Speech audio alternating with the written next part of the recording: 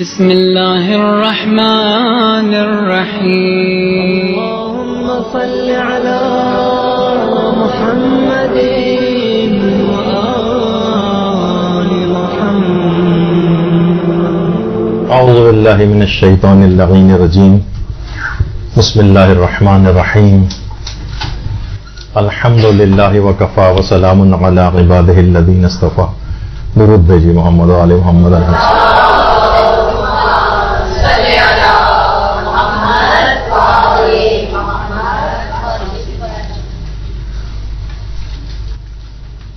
ذاکری کے سلسلے کا جو یہ کلاسز کا ایک سلسلہ چل رہا ہے، اس میں ایک سلسلہ فقہ عزاداری سے ریلیٹڈ بھی ہے.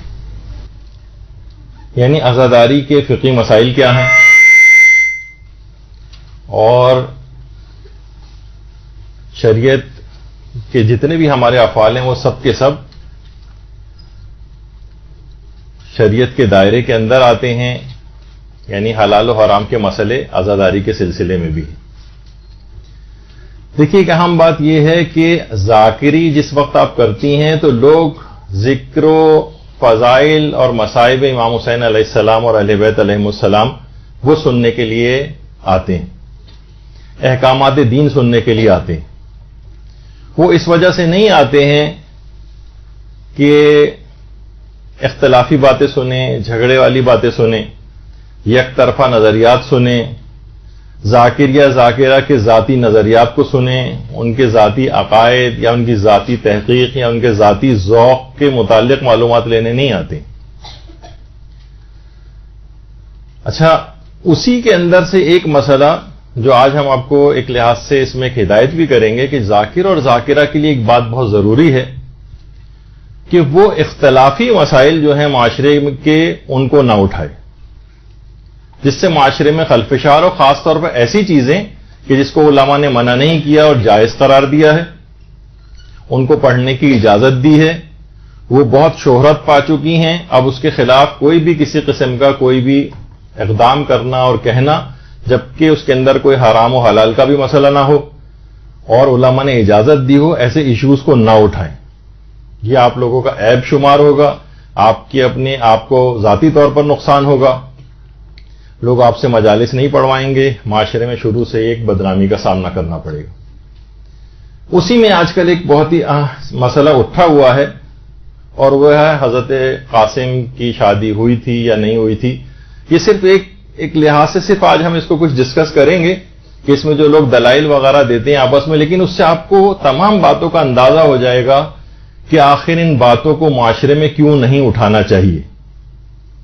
نہ اس طور پر کہ آپ 100% اس بات کو ثابت کریں اپنی مجالس میں کہ نہیں ہوا تھا، اور نہ اس طور پر کہ 100% طور پر آپ اس کو کہیں کہ نہیں ہوا تھا لہذا اگر کوئی پڑھے گا تو یہ حرام کام کرے گا.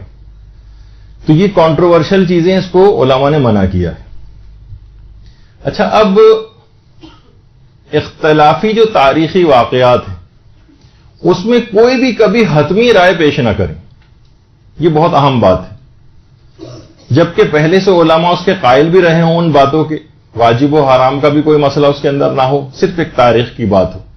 ورنہ پوری تاریخ کربلا اور معصومین کی جو بھی تاریخ ہے وہ بہت سارے اختلافات سے بھری ہوئی. ابھی میں کچھ مثالیں آپ کی خدمت میں پیش کرتا ہوں جس سے آپ کو اندازہ ہوگا کہ کوئی ایک مسلم و ثبوت مسئلہ نہیں، بلکہ تاریخ میں اختلاف ہے. کچھ قائل ہیں، کچھ قائل نہیں ہیں. تو جو بھی اس مسئلے کو اٹھا کر کوئی ایک یک طرفہ نظریہ پیش کرے گا تو وہ معاشرے کے اندر فساد پھیلائے گا. مثلا اب کون کون سی مثالیں ہو سکتی ہیں اختلافی تاریخی مسائل کی؟ مثلا ایک ہے ہمارے ہاں کہ حضرت علی اکبر علیہ السلام کی شادی ہوئی تھی یا نہیں ہوئی تھی. 18 سال کی عمر آپ ان کی سنتی ہیں کہ مجالس کے اندر، اور آیت اللہ صادق روحانی نے پوری اپنی تحقیق کی ہے کہ وہ شادی شدہ بھی تھے، صاحب اولاد بھی تھے، اور ان کے زیارت نامے کو بھی اس کے طور پر پیش کیا ہے. کچھ علماء کہتے ہیں کہ شادی نہیں ہوئی تھی. تو جو حضرت قاسم کے متعلق ہے بات، وہی حضرت علی اکبر کے متعلق بھی ہے، وہی اختلاف. اب اگر کوئی بھی شخص اس بات کے پیچھے لگ جائے. اور اگر کوئی عالم مثلا پڑھ دے کہ وہ شادی شدہ تھے اور آیت اللہ صادق روحانی نے مثلا یہ تحقیق پیش کی ہے، تو اس کے پیچھے اگر لگ جائے کہ نہیں ہوئی تھی، اور فلاں علماء تو قائل ہیں کہ نہیں ہوئی، تو کیوں پڑھا جا رہا ہے، اور گویا حضرت علی اکبر علیہ السلام کی کوئی کردار کشی کی جا رہی ہے. تو یہ اختلافی ایک مسئلہ ہے. اس کو یک طرفہ نظریے کے طور پر پیش کرنا اور دوسرے کی بات کو مکمل رد کرنا، یہ کسی بھی طور پر مناسب کام نہیں ہوگا. یہ اختلافی تاریخ کے مسئلے ہیں، اس کے اندر نہ پڑیں اور نہ ہی ان کو بیان کریں. اسی طریقے سے مثلا مادر شہزادہ علی اکبر علیہ السلام، ان کی جو والدہ گرامی تھی حضرت لیلہ، کیا وہ کربلا میں موجود تھیں؟ خود ایک تاریخ کا ایک اختلافی مسئلہ ہے کہ وہاں پر موجود تھیں یا نہیں موجود تھیں. کچھ کہتے ہیں کہ موجود تھیں، کچھ کہتے ہیں کہ موجود نہیں تھیں. اس میں بھی کوئی اختلاف کی بات نہیں کرنی چاہیے. اور کوئی بھی شخص کوئی بھی بات اگر بیان کر رہا ہو، مثلا وہ کہہ رہا ہو کہ ہاں موجود تھیں، تو کوئی بات نہیں، وہ بھی تاریخ کا ایک چیز پیش کر رہا ہے. بس وہ اس طرح سے نہ پیش کرے کہ حتمی طور پر پیش کرے کہ اس کے علاوہ جو بھی اگر کوئی بات کہے گا تو وہ غلط ہوگی، حرام ہوگی، باطل ہوگی، اس کے خلاف جہاد کرنا ضروری ہے. یہ بات تحقیق سے ثابت ہو چکی ہے، تو یہ غلط ایک نظریہ اور طریقہ بنے گا. اسی طریقے سے حضرت عباس علیہ الصلاۃ والسلام، درود بھیجیے محمد علیہ محمد.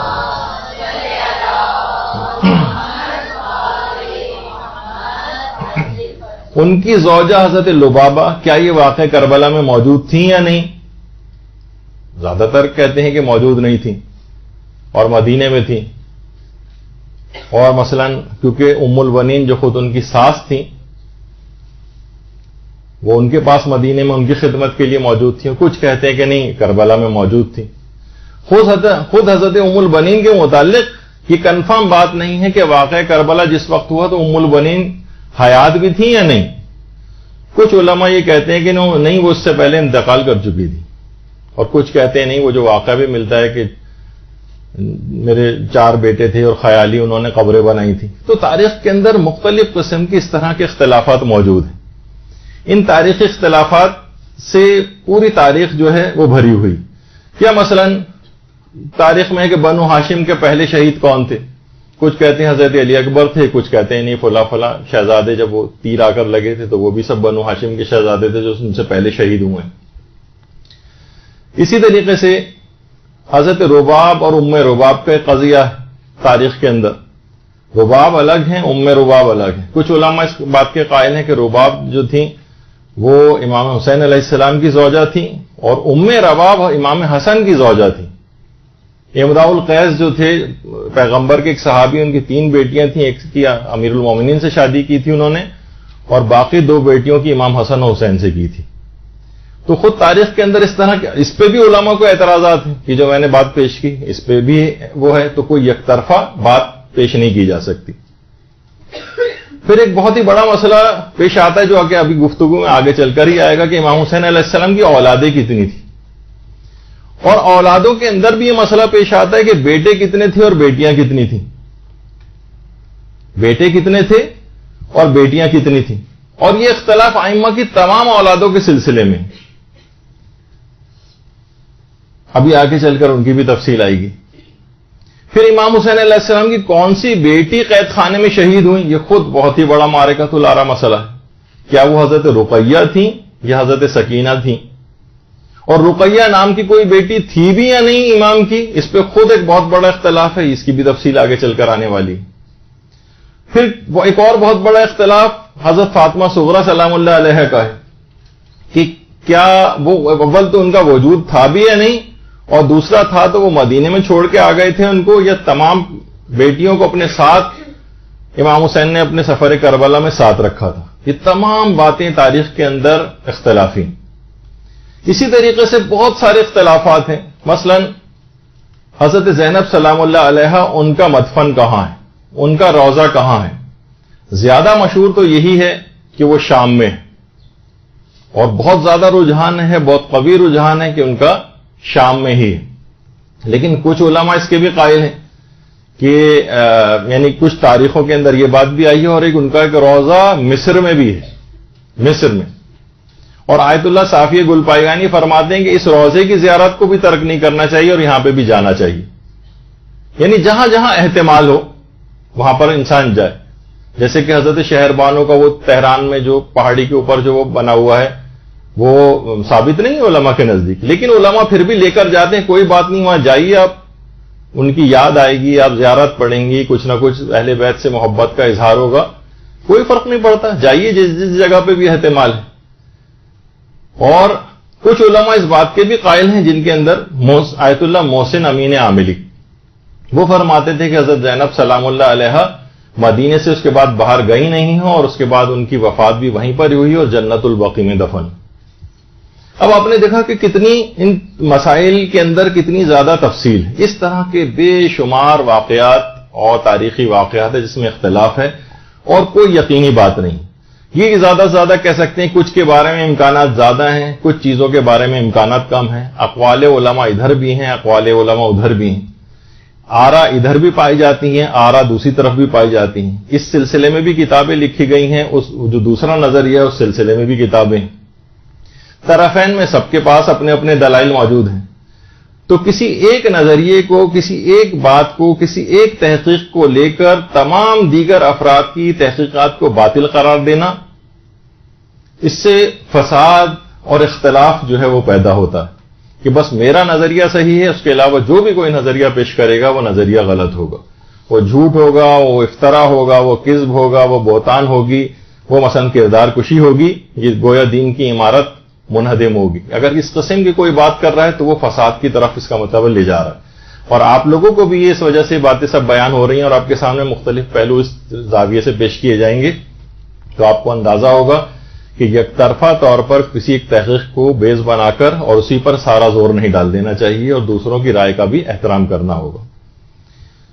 اچھا، اسی طرح سے ایک روایت ایک دفعہ مولانا علی نقی نقن صاحب نے بھی، علامہ علی نقی نقن صاحب، انہوں نے بھی پیش کر دی تھی اور آج تک لوگ ان کو اتنا برا بھلا کہتے آئے ہیں ان کے انتقال کے بعد بھی. مثلا ایک روایت ملتی ہے بطور تذکرہ انہوں نے کہ کربلا میں پانی موجود تھا یا نہیں، اس پہ ایک روایت پیش کر دی تھی.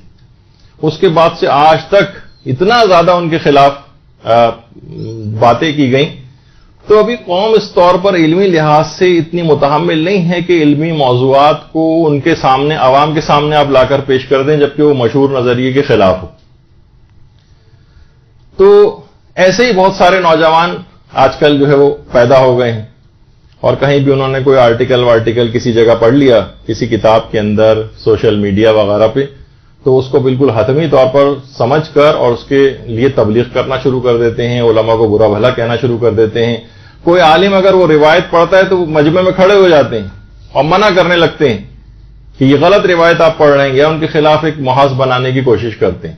اس قسم کے جو کم علم افراد ہیں ان کے لیے خود امام خمینی نے باقاعدہ اپنی ایک خطاب کے اندر امام خمینی نے ایک بات کہی تھی. 1358 ہجری شمسی میں خطاب کرتے ہوئے فرمایا تھا امام خمینی نے کہ ہمارے نوجوان جب مجلس اعضاء میں جاتے ہیں اور واعظ اور مقرر یا ذاکر جب کوئی روایت پڑھتا ہے تو کھڑے ہو کر کہتے ہیں کہ یہ روایت غلط ہے. یہ نہ سمجھیں کہ ایسا کر کے وہ دین کی کوئی خدمت کر رہے ہیں، بلکہ کہنا ہی قطعاً غلط ہے، اور ایسا کہنا بھی مجلس اعضاء کے خلاف حملوں میں سے ایک حملہ ہے، اور ایسا کرنے سے یہ سعادت ہمارے ہاتھ سے نکل جائے گی. یعنی امام خمینی نے ایسے کم علم افراد کو کہ اگر کوئی روایت پیش کر رہا ہے، اس تاریخ کے اندر اختلاف ہو سکتا ہے، تو کوئی بھی شخص کھڑا ہو کے کہنے لگے نہیں آپ یہ غلط روایت پیش کر رہے ہیں، تو یہ کہنے کا حق نہیں ہے. اس سے پوری آپ گویا ایک مجلس اعضاء میں کے جو حملوں میں سے ایک حملہ جو ہے وہ امام خمینی نے قرار دیا. تو تاریخ کے اگر کسی واقعے کے اندر کوئی واجب و حرام کا مسئلہ نہ ہو، صرف ایک تاریخی بات ہو، علماء اس کے کچھ قائل بھی رہے ہوں اور اس کو بیان کرنے کی اجازت دیتے ہوں، تو اس میں جھگڑا اور فساد کرنے والی کوئی بات نہیں ہونی چاہیے. اسی طرح کا یہی والا مسئلہ ہے جو کہ ہم آج ڈسکس کریں گے کہ کیا کربلا میں حضرت قاسم کی شادی ہوئی تھی. صرف ایک علمی طور پر اس کے مختلف زاویے پیش کریں گے اور جو طرفین دلائل دیتے ہیں تاکہ آپ کو اندازہ ہو جائے کہ کسی بھی ایسے موضوع میں ہاتھ نہیں ڈالنا ہے جبکہ اس کے اندر کتنی تفصیل موجود ہوتی جو ہمیں پتہ نہیں ہوتی. تو ہم نے تو ایک صفحے کا پڑھ لیا یا کسی عالم کی 5 منٹ کی ہم نے کسی مولانا کی جو ہے وہ تقریر سن لی اور سوچا کہ جو بات کہہ رہے ہیں بالکل صحیح کہہ رہے ہوں، بس اس کے لیے ہمیں تبلیغ کرنی چاہیے.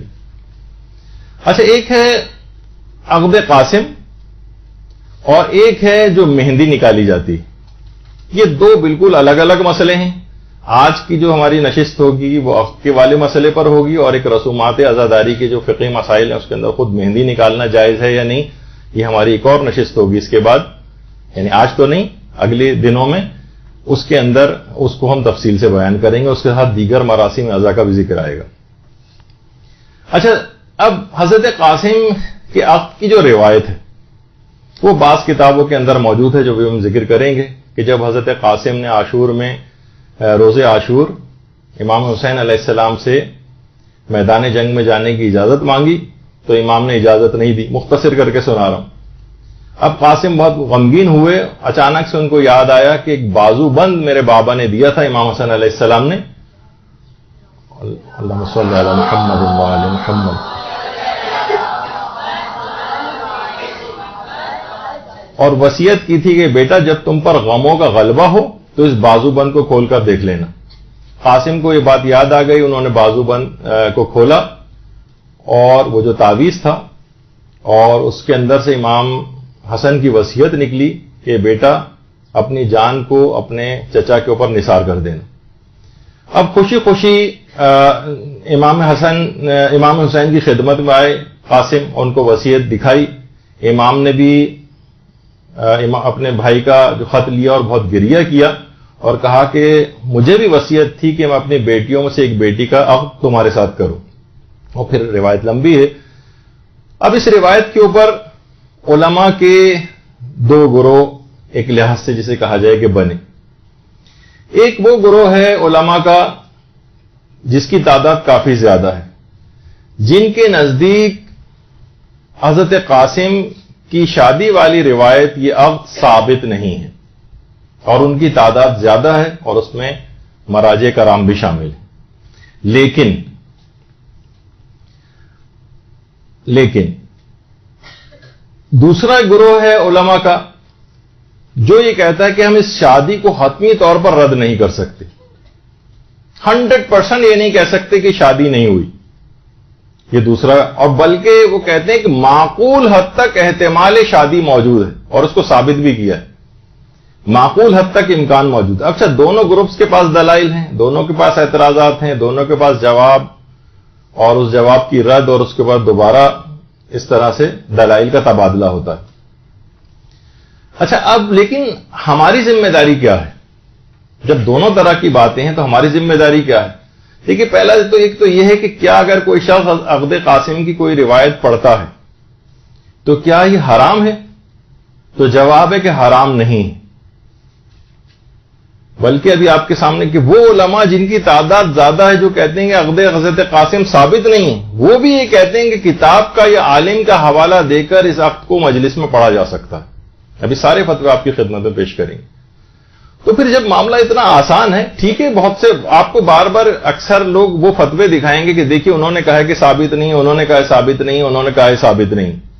لیکن ثابت نہ ہونے کے معنی کیا یہ ہے کہ یہ چیز جھوٹی ہے؟ اور تمام علماء نے کہا نہیں، جھوٹ اس کو جھوٹ نہیں کہا جائے گا. کوئی چیز ثابت نہ ہونے کے معنی یہ نہیں کہ وہ چیز جھوٹی، بلکہ یہ ہے کہ اس کو کتاب کا، کیونکہ تاریخ کے اندر یہ بات آ گئی ہے تو کتاب کا حوالہ دے کر یا عالم کا حوالہ دے کر نقل کیا جا سکتا ہے. اچھا، یعنی یقینی طور پر اس کو پیش نہ کریں کہ احتمال کے طور پر پیش کر دیں. اچھا، کیا یہ عقد قاسم کی روایت پڑھنا واجب ہے؟ تو یہ بات بھی بالکل غلط ہے. جو اس بات کا قائل ہو وہ کسی اور کو مجبور نہیں کر سکتا کہ میرے پاس دلائل موجود ہیں کہ ہوا تھا لہذا پڑھنی پڑے گی، لوگوں کو قائل کرے اور اس کے جو مخالفین ہوں ان کو برا بھلا کہے، ان کو جو ہے سخت قسم کے الفاظ ان کے لیے استعمال کرے. نہیں، اس کے لیے بھی جائز نہیں. تو اس طرح سے کیا ہوگا؟ ایک فساد بڑھے گا. جن علماء کے نزدیک ثابت نہیں ہے انہوں نے بھی احتمال اور امکان کے طور پر اس کو پڑھنے کی اجازت دی، اور جن علماء کے نزدیک بالکل بھی ثابت نہیں ہے وہ بھی زیادہ سے زیادہ، یعنی حرام تو کوئی بھی نہیں کہتا ہے کہ اس کو حرام ہے اس والی روایت کو مجلس کے اندر پڑھنا، زیادہ سے زیادہ یہ کہا ہے کہ بہتر ہے کہ نہ پڑھیں. یعنی وہ علماء جو بالکل جن کے نزدیک ثابت نہیں ہے انہوں نے بھی اچھی خاصی اس میں گنجائش چھوڑی. اچھا، اب ایک چیز اور بھی پیدا ہونے لگی ہے، وہ یہ کہ دیکھیے مقلدین ٹائپ کے جو ہماری طرح کے جو افراد کم علم افراد ہوتے ہیں، جاہل افراد ہوتے ہیں، ان کے اندر ایک ٹرینڈ جو ہے ڈالا جا رہا ہے یا ان کے اندر پیدا ہونے لگا ہے، وہ یہ کہ مجتہدین سے ان کے فتاوے کے دلائل طلب کرنے کا رجحان پیدا ہو گیا، جو کہ تقلید کے مسئلے کے خلاف ہے. ہاں، تاریخ میں ان سے آرگیو کر سکتے ہیں، پوچھ سکتے ہیں، اور وہ اس کے جوابات بھی دیتے ہیں. استفتاءات تاریخیہ موجود ہوتے ہیں، مراجع کے عقائد تک کے استفتاءات موجود ہوتے ہیں. تو اب کسی میں کوئی صلاحیت ہے یا نہیں، مثلا مجتہد کا فتویٰ لکھا اور نیچے اس فتوے کے لیے لوگوں نے اس پہ اعتراضات کرنے شروع کر دی، یہ کیسے ممکن ہے اور وہ کیسے ممکن ہے، اور دیکھیے وہ فلاں روایت کے اندر تو یہ ہے اور یہ روایت تو مثلا ضعیف ہے، تو یہ فتویٰ ان کا صحیح نہیں ہے. یعنی عام بالکل افراد جو کہ بالکل جاہل قسم کے افراد ہوں اور مجتہدین کی تحقیقات کو چھوڑ کر چھوٹے موٹے مولاناؤں ٹائپ کی جو ہے ان کی تحقیقات کے اوپر جا رہے ہوں، تو گویا اسی طرح سے کہا جائے گا کہ کسی اسپیشلسٹ موجود ہے اور آپ کسی بھی آتائی کے پاس جا کر دکھا رہے ہوں، اس سے جا کر مشورہ لے رہے ہوں اپنی بیماری کا. آپ نے کہا کہ بھائی اتنے سرجن پہ پیسے خرچ کرنے کی کیا ضرورت ہے، ہمارے محلے میں قصائی ایک ہے، اس کے پاس چلتے ہیں، وہ بھی چیر پھاڑ بہت دنوں سے بکروں کی کر رہا ہے، کچھ نہ کچھ آپریشن تو وہ بھی کر لے گا. رکشہ ڈرائیور ہے، اسے آپ کہیں گے ذرا جہاز کی سیٹ پہ بیٹھ کے اتنے عرصے رکشے چلاتے رہو، 50 سال جہاز بھی چلا لے گا یہ. تو یہ تمام چیزیں کیا ہیں، یہ ایک مقلد کے کیلیبر سے بہت ہی زمین و آسمان کا فرق ہے. نہ وہ ان باتوں کو سمجھ سکتا ہے، اور خود ہی قیاس آ رہی ہیں، ہم لوگوں نے کرتے دیکھا ہے لوگوں کو کہ کس طرح سے لوگ مجتہدین کے فتاوے کے متعلق بات چیت کر رہے ہوتے ہیں. اچھا، اب آ جائیے کہ وہ علماء جن کے نزدیک عقد حضرت قاسم ثابت نہیں ہے، وہ کچھ دلائل دیتے ہیں اس بات کے لیے. ان کی تعداد بہت زیادہ ہے، اور وہ یہ دلیلیں آپ کے سامنے ابھی جو پیش میں کر رہا ہوں، تاکہ آپ کے سامنے دونوں پہلو آ جائیں کہ اس چیز میں ہاتھ نہیں ڈالنا ہے آپ لوگوں کو، اور آپ کو بہت حد تک آج اندازہ ہو جائے گا کہ چیزوں میں جو سرسری سی نظر آتی ہیں اس میں کتنی تفصیل موجود ہوتی. تو ان کے اعتراضات میں سے ایک اعتراض یہ ہے، پہلا اعتراض، کہ یہ روایت جو ہے جس میں حضرت قاسم کی شادی کا چیز بیان ہوئی ہے، یہ قدیم معتبر کتابوں میں نہیں، بلکہ تو 9ویں اور 10ویں صدی ہجری کی جو کتابیں ہیں اس کے اندر ہے. وہ کہتے ہیں کہ ظاہر تقریباً 900 سال گزر گئے اور یہ روایت موجود نہیں تھی، اور 9 صدیاں 10 صدیاں اس طرح سے، تو اس سے پہلے نہیں تھی، تو اس کا مطلب ہے کہ یہ روایت جھوٹی. اور کہتے ہیں کہ سب سے پہلے اس روایت کو ملا حسین واعظ کاشفی نے اپنی کتاب روضۃ الشہداء میں نقل کیا، جو کہ 9ویں صدی ہجری کے عالم تھے. اور دوسرا یہ روایت جو ہے فخر الدین تریحی، ان کی کتاب المنتخب، اس کے اندر یہ والی روایت موجود ہے. اس کے متعلق بھی کہتے ہیں کہ کچھ لوگوں کا کہنا ہے کہ انہوں نے بھی شاید اس کو ملا واعظ کاشفی کی کتاب روضۃ الشہداء سے لیا ہے. تیسری جو کتاب ہے وہ علامہ فاضل دربندی کی اکثیر العبادات ہے. ان کتابوں کے اندر، اور پھر انہی علماء سے دیگر بعد کے علماء نے نقل در نقل کیا ہے. تو یہ روایت جو ملا حسین واعظ کاشفی نے روضۃ الشہداء کے اندر لکھی ہے، کیونکہ وہ 9ویں صدی ہجری کے عالم تھے، سب سے پہلے انہوں نے لکھی ہے، تو اتنے عرصے بعد یہ روایت کیوں آئی؟ یہ منابع اولیہ جو بالکل اولین کتابیں ہیں ہماری، اس کے اندر یہ روایت کیوں نہیں ہے؟ لہٰذا اس روایت کو جھوٹا سمجھا جائے گا. وہ یہ کہتے ہیں، اور دل کو بڑی لگنے والی بھی بات لگتی ہے کہ ہاں اتنے عرصے بعد یہ روایت کیوں آئی. تو اس کا جواب وہ علماء دیتے ہیں کہ جو اس عقد کے قائل ہیں. وہ یہ کہتے ہیں کہ دیکھیے روایات کا بالکل اولین کتابوں میں موجود نہ ہونا اس کے جھوٹا ہونے کی دلیل نہیں. مثلا اس کی مثال بھی دی ہے انہوں نے، یعنی ضروری نہیں کہ وہ روایات جو کہ بعد کی صدیوں میں نقل ہوئی ہیں وہ سب روایات جھوٹی سمجھی جائیں گی، کوئی ابتدائی کتابوں کے اندر نہیں. مثلا اس کی ایک دلیل دیتے ہیں. وہ کہتے ہیں کہ جیسے نماز وحشت قبر کی جو روایت ہے، نماز وحشت قبر کی روایت 9ویں صدی ہجری کی روایت ہے، یعنی 9ویں صدی ہجری میں سب سے پہلے اس روایت کو نقل کیا گیا. نماز وحشت قبر، سب لوگ نماز وحشت قبر پڑھتے ہیں، آج کل سارے مراجع کی کتابوں کے اندر نماز وحشت قبر کا تذکرہ ہے. تو یہ روایت خود 9ویں صدی ہجری کی ہے. تو 9ویں صدی ہجری کی جب روایت ہے تو آپ نے اس کو کیسے لیا؟ بیچ میں ایک بات آ گئی تو یہ بھی ذکر کرتا چلوں کہ روایت میں ہے کہ جو شخص بھی وحشت قبر اس کو دامنگیر نہیں ہوگی جو مکمل رکوع کو انجام دیتا ہوگا. یعنی طویل رکوع آپ کریں، خشوع و خضوع کے ساتھ کریں، صحیح قرات کے ساتھ کریں، اس کا ذکر جو ہے. تو یہ سب چیزیں، تو وہ علماء یہ کہتے ہیں کہ بھئی یہ والی روایت جو نماز وحشت قبر کی ہے یہ بھی تو 9ویں صدی ہجری کے اندر آئی ہے، پھر اس کو آپ نے کیسے لیا؟ اسی طرح سے 40 کی جو روایت ہے، 40 کی، یہ 7ویں صدی ہجری کی روایت ہے. ابن طاؤس نے سب سے پہلے 40 کی روایت 7ویں صدی ہجری کے اندر بیان کی.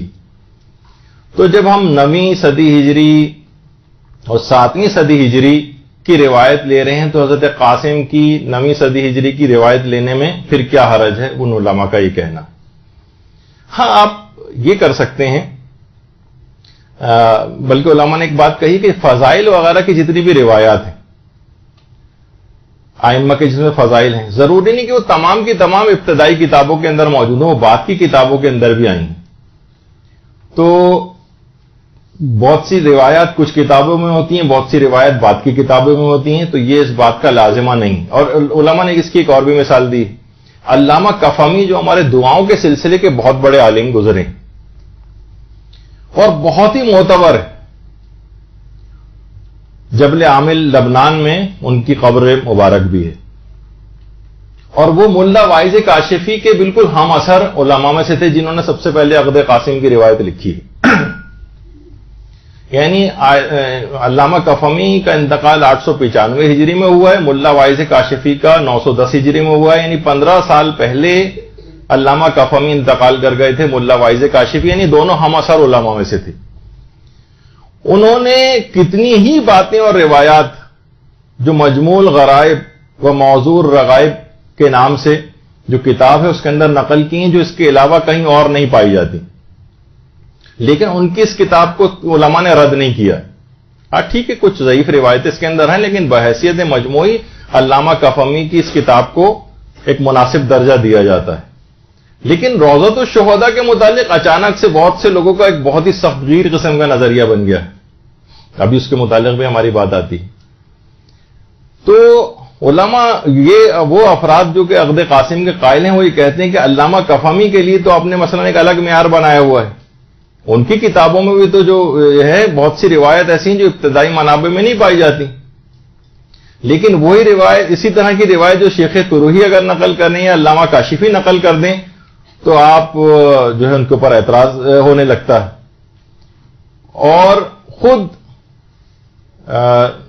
ابن طاؤس، اب تھوڑی سی ذرا خوش گفتگو اس کے بعد آگے چل کے آ جائے گی، لیکن یہ سب باتیں آپ کے کام کی ہوں گی کہ ابن طاؤس کی کتنی ہی روایت. ابن طاؤس وہ ہیں کہ جن کا جو مقتل ہے، یعنی جو مصائب کی کتاب جسے کہا جائے، جس کے اندر سارے مصائب بیان کیے ہیں ابن طاؤس نے، ان کی کتنی ہی کتابوں کی روایت کی کوئی سند ہی نہیں، لیکن پھر بھی ان کو جو ایک اہمیت دی جاتی.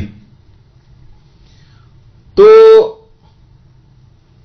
جو عبد الرزاق المقرم، ان کی جو بڑی اوتھینٹک مقتل شمار ہوتا ہے امام حسین کا، یہ اردو میں ترجمہ بھی ہوا. اگر آپ سے جو ذاکری کریں گے عبد الرزاق المقرم کا جو مقتل ہے اس کا اردو ترجمہ بھی لے کر اس سے روایات پڑھی، علماء نے ریکمینڈ کیا ہے ان کو.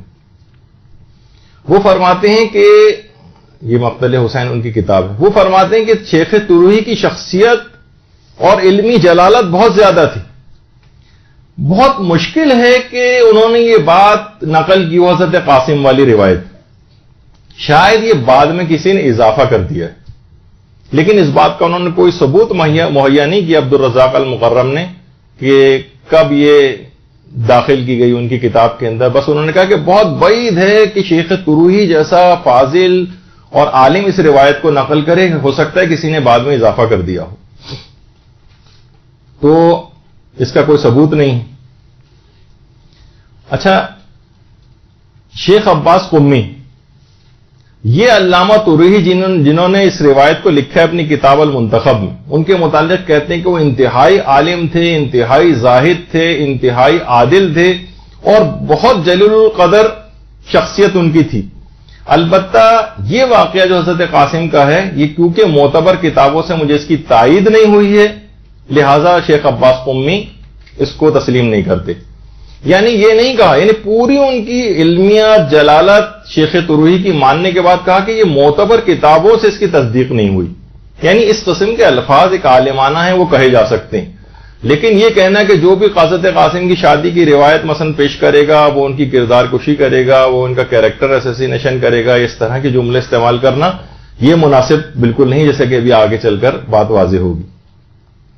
اب لوگوں نے کیا کیا، خاص طور پر نوجوانوں نے، وہ ادھر ادھر کچھ نہ کچھ انہوں نے چیزیں پڑھی، اور اس کے بعد شیخ طروحی کے لیے بہت گندی زبان استعمال کرنی شروع کر دی، ملا حسین واعظ کاشفی کے لیے انتہائی غلیظ زبان استعمال کرنا شروع کر دی، علامہ دربندی کے لیے غلیظ زبان استعمال، حتیٰ کہ بہت سے ایسے افراد کے جو تھوڑا بہت سطحی قسم کی معلومات دین کی رکھتے ہیں، انہوں نے بھی بہت ہی ان تمام جلیل القدر علماء کے لیے، کیونکہ انہوں نے ان کی پسند مثلا جو نظریہ اس کے خلاف اگر کوئی چیز لکھی ہے، چاہے وہ ثابت نہیں بھی ہے، بہت سی چیزیں کتابوں میں ثابت نہیں ہوتی، لیکن ان کے لکھنے والوں کو گندے الفاظ ان کے لیے اور توہین آمیز الفاظ استعمال کرنا یہ حرام اور گناہ کبیرہ میں سے، اتنے جلیل القدر علماء کے لیے تو یہ حق کسی کو نہیں ہے ان علماء کی توہین کا۔ ملا حسین واعظ کاشفی، ان کی ہرات میں باقاعدہ ان کی قبر ہے۔ البتہ علماء میں ذرا اس قسم کی باتیں چلتی ہیں، ان کے لیول کی حد تک اس کو کہا جا سکتا ہے کہ چلو وہ آپس میں ایک دوسرے کے لیے کچھ سخت الفاظ تاریخ کے اعتبار سے استعمال کر سکتے ہیں۔ اس میں شہید مطہری نے ملا واعظ کاشفی کے لیے بہت ہی سخت قسم کی ان کے اوپر تنقید کر دی ہے، ایک دو چند روایات کی بنا پر، لیکن اس پر بھی جو مراجع ہیں انہوں نے اعتراض کیا کہ شہید مطہری کو، یعنی نام تو نہیں لکھا لیکن انہوں نے ابھی آگے چل کر آئے گا کہ مراجع نے ان سخت زبان استعمال کرنے کو پسند نہیں کیا۔ تو وہ یہ کہتے ہیں کہ جو ملا واعظ کاشفی تھے ان کا شیعہ ہونا یقینی نہیں ہے، جنہوں نے یہ روایت حضرت قاسم نقل کی ہے ان کا شیعہ ہونا یقینی نہیں ہے، کبھی سنی علاقوں میں جاتے تھے، کبھی شیعہ علاقوں میں جاتے تھے۔ تو یہ تو ہمارے بہت سارے علماء کی سیرت رہی ہے، عالم اتنے زیادہ علم رکھتے تھے کہ وہ سنیوں کے چاروں فقہوں کے مطابق سنی فقہ کے لحاظ سے جوابات دیتے تھے، اور شیعوں میں شیعہ فقہ کے مطابق جواب دیتے تھے۔ تو ان کا ملا واعظ کاشفی کا سنی علاقوں میں جانا اور شیعہ علاقوں کے اندر جانا یا ان کو مشکوک المذہب قرار دینا یہ صحیح نہیں۔ کیوں صحیح نہیں ہے؟ اس وجہ سے کہ دیکھیے ابھی جو معتبر مقاتل بیان کیے ہیں آغا ری شاہری نے، یہ علم حدیث کے اعتبار سے ایران کے بڑے علماء میں ان کا شمار ہوتا ہے، اور ان کے بڑے اچھے ادارے بھی چل رہے ہیں وہاں پر۔ میزان الحکمہ وغیرہ جو کتابیں آپ لوگوں کے پاس احادیث کی ہوں گی اگر کسی کے پاس، تو وہ انہی کے زیر اثر کمپائل کی گئی۔ انہوں نے باقاعدہ جو معتبر مقاتل ان کی ایک فہرست جاری کی ہے کہ ان میں سے اس میں کتنے ہی ایسے ہیں کہ جو خالصتاً سنی یعنی غیر شیعہ افراد، ہمارے اہل سنت برادران کے جو علماء ہیں ان کی جو کتابیں ہیں ان کو معتبر مقاتل میں شمار کیا، معتبر مقاتل میں، جیسے مقتل خوارزمی اہل سنت کے عالم تھے لیکن کہا یہ معتبر مقتل ہے۔ یعنی وہ علماء جو اس کا جواب دیتے ہیں وہ کہتے ہیں کہ اگر آپ یہ کہیں گے ملا حسین واعظ کاشفی شاید سنی تھے، یعنی احتمال ہے، شک ہے کہ پتہ نہیں شیعہ تھے یا شیعہ نہیں تھے، اس بنا پر ان کی روایت کو رد کیا جائے، ان کے مقتل کو رد کیا جائے، تو وہ علماء کہتے ہیں کہ جو آپ نے اتنی بڑی لسٹ مثلا نکالی ہوئی ہے اس میں جو مقتل خوارزمی یہ تو خود سنی عالم تھے، یہ تو پکے بالکل سنی تھے، تو پھر ان کو معتبر کس وجہ سے قرار دیا گیا ہے؟ تو صرف اس وجہ سے کہنا کہ کوئی شخص جو ہے اس کا شیعہ ہونا کنفرم نہیں ہے یہ دلیل نہیں بنے گا کہ اس نے جو روایت بیان کی وہ جھوٹی۔ یا مثلا طبقات کبریٰ، یہ تو خیر کوئی اور جلد اس کے اوپر لکھی ہوئی، لیکن ابن سعد کی جو طبقات کبریٰ اس کو بھی انہوں نے معتبر مقاتل میں جہاں مصائب کا تذکرہ ہوا اس کو معتبر سمجھا۔ اسی طریقے سے انصاب الاشراف جو علامہ بلازری کی کتاب ہے اس کو بھی جو اہل سنت عالم ہے لیکن معتبر مقاتل میں اس کو شمار کیا۔ اسی طریقے سے تاریخ طبری ہے، اس میں جہاں پر ہیں ان کو بھی معتبر مقاتل میں شمار کیا ہے جہاں مصائب موجود ہیں. تاریخ عاصم کوفی کے اندر جو مقتل موجود ہے اس کو معتبر مقاتل میں شمار کیے، جو سب سنی کتابیں. اس کے علاوہ جو المعجم الکبیر جو ہے علامہ طبرانی کی، اس کو معتبر مقاتل میں شمار کیا ہے. ابن عساکر کی جو تاریخ دمشق ہے اس کو معتبر مقاتل میں شمار کیا ہے. اس کے علاوہ تذکرۃ الخواص جو سبتی ابن جوزی کی ہے، اور اس کے علاوہ اخبار الطوال جو کہ علامہ دینوری کی ہے، ان کو معتبر مقاتل میں شمار کیا ہے. تو وہ علماء کہتے ہیں کہ صرف ایک شخص کا جس کے متعلق صرف ایک احتمال ہے کہ شاید یہ سنی تھے مثلا چلیں، اگر اس بات کو بھی اگر ہم مان لیں، اول تو یہ بات بھی صحیح نہیں ہے، ابھی آگے چل کے علماء کے اقوال آئیں گے. تو جو بالکل پیور غیر شیعہ علماء ہیں ان کو آپ نے جب مانا ہے ان کے مقتل کو، تو فقط کاشفی کا مشکوک المذہب ہونا بالفرض اگر یہ کہا جائے، یہ ان کو قابل رد نہیں بناتا ہے. اس طرح تو بہت سارے لوگ ہیں. ہاں البتہ آپ ان کے روایات کے اوپر اعتراض کر سکتے ہیں، لیکن صرف اس بنا پر ان کو رد کرنا کہ ان کا مذہب صحیح طور پر پتہ نہیں، شاید وہ سنی تھے لیکن اکثر علماء ان کے شیعہ ہونے کے قائل ہیں، تو جو پکے سنی علماء ہیں ان کی بات کو آپ نے معتبر مقتل میں کیسے شمار کیا؟ اب اس پہ بہت ساری باتیں ہو سکتی ہیں، یقیناً اس کے بھی جواب دیے جا سکتے ہیں، پھر جواب کی بھی جواب دیے جا سکتے ہیں، اس کا بھی رد کیا جا سکتا ہے، لیکن یہ کہ وہ لمبی بحثیں. تو اس کتاب کو جو ملا واعظ کاشفی کی جس کے اندر یہ موجود ہے بات، اس کو مکمل طور پر رد نہیں کیا جا سکتا اور اس کتاب کو آؤٹ رائٹ ریجیکٹ نہیں کیا جا سکتا. اچھا ایک بات اور بھی یاد رکھیں، آپ کے بڑے کام کی ہونی چاہیے کہ چند غیر معتبر واقعات کا یا احادیث کا کتاب میں موجود ہونا اس کو بے اعتبار نہیں بناتا ہے. آپ یہ نہیں کہہ سکتے بھائی اس کتاب کے اندر چاہے تھوڑی بہت، مثلا ملا واعظ کاشفی کی کتاب میں 10-12 ایسی جگہیں ہیں کہ جن کو علماء نے کہا کہ نہیں یہ اس کے اندر کچھ باتیں ایسی نقل ہو گئی ہیں کہ جو مسامحات جنہیں کہا جاتا ہے، یہ تسامح ان سے ہو گیا ہے، یہ ان اوتھینٹک باتیں ہیں. مثلا جس کے اندر بہت ساری باتیں آئی ہیں کہ کیسے ممکن ہے کہ لاکھوں کا جو ہے وہاں پر لشکر ہو اور امام نے مثلا اتنے ہزار افراد کو جو ہے شہید کیا، اور وہ لوگ کیلکولیشن شروع کر دیتے ہیں کہ روز عاشور اتنا ٹائم امام کے پاس تھا اور اسی ٹائم میں اگر آدھے منٹ کے اندر بھی ایک شخص کو قتل کیا جائے تو اتنے افراد بنیں گے، تو اتنے زیادہ ہزاروں جو ہے وہ کس طریقے سے امام نے قتل کیے. تو اس کے بھی بہت سارے یہ جو اعتراضات کیے گئے ہیں ان کی کتاب کے مندرجات پر، اس کے بھی جوابات دیے جا چکے ہیں کہ وہ بھی غلط نہیں کہے انہوں نے. مثلا اگر ہزاروں کا مجمع تھا جیسے آیت اللہ حافظ بشیر نجفی نے کہا کہ کیسے ممکن ہے، تو انہوں نے کہا دیکھیں بعض اوقات جب روایات میں ملتا ہے کہ امام جب جاتے تھے یا کوئی جاتا تھا میدان جنگ میں تو اس وقت ایک بھگدڑ مچتی تھی اور خوف سے، اور ایک اسٹیمپیڈ ہوتا تھا. آج بھی آپ دیکھتے ہیں کہ حج وج پہ اسٹیمپیڈ میں 500 1000 2000 جو ہے افراد جو ہے وہ شہید ہو جاتے ہیں. کہیں پہ بھی کہیں بڑا مجمع ہوتا ہے، اور خاص طور پر اس وقت جبکہ سب کے سب افراد کے پاس مختلف قسم کے ہتھیار، نوکیلے ہتھیار بھی موجود ہوں اور بھگدڑ مچ جائے تو ہلاکتیں اور زیادہ ہوں گی. تو اس کے جوابات علماء نے دیے ہیں کہ یہ نہیں کہ آپ کہہ سکتے کہ یہ روایات جھوٹی ہیں جن میں بہت کثیر تعداد کا تذکرہ ہوا ہے کہ یہ کیسے ممکن ہے کہ اتنے لوگ زیادہ شہید کر دیوں، ایک ایک شخص کو بھی تلوار سے اگر کریں گے تو اتنا ٹائم لگ جائے گا. نہیں، وہ اسٹیمپیڈ کے ذریعے بھی ہوئے ہیں. تو اس طرح کی بہت ساری باتیں ہیں جو کہ علماء نے اس کے بہرحال اپنے طور پر جوابات دیے ہیں.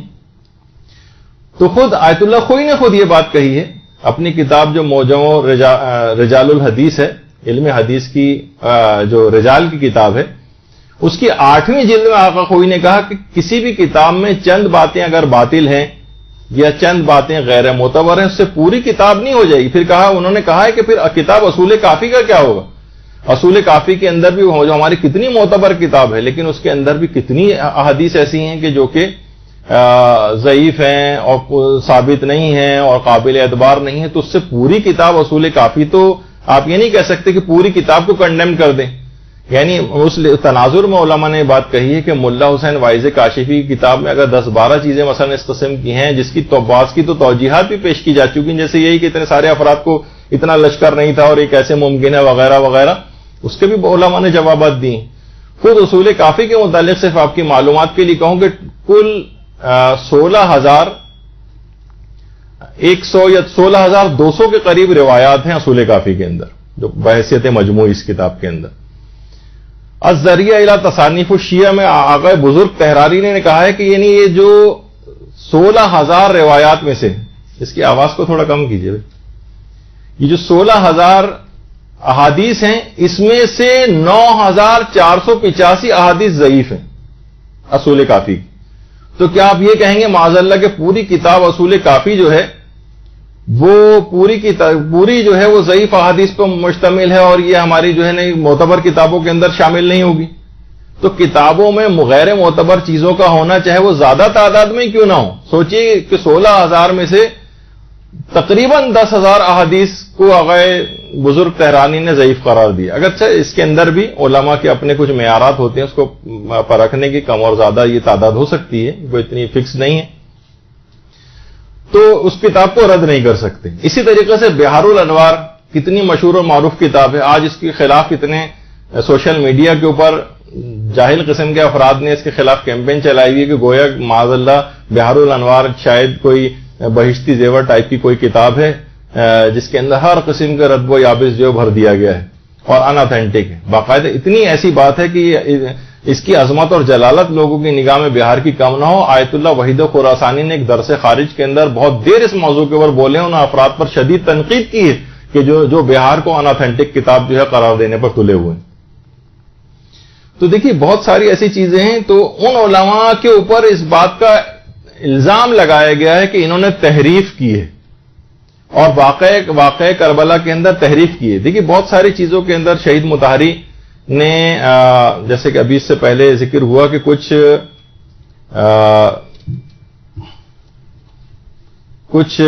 متشدد، یہ تھوڑی آواز کم کریں بھائی اس کی. تو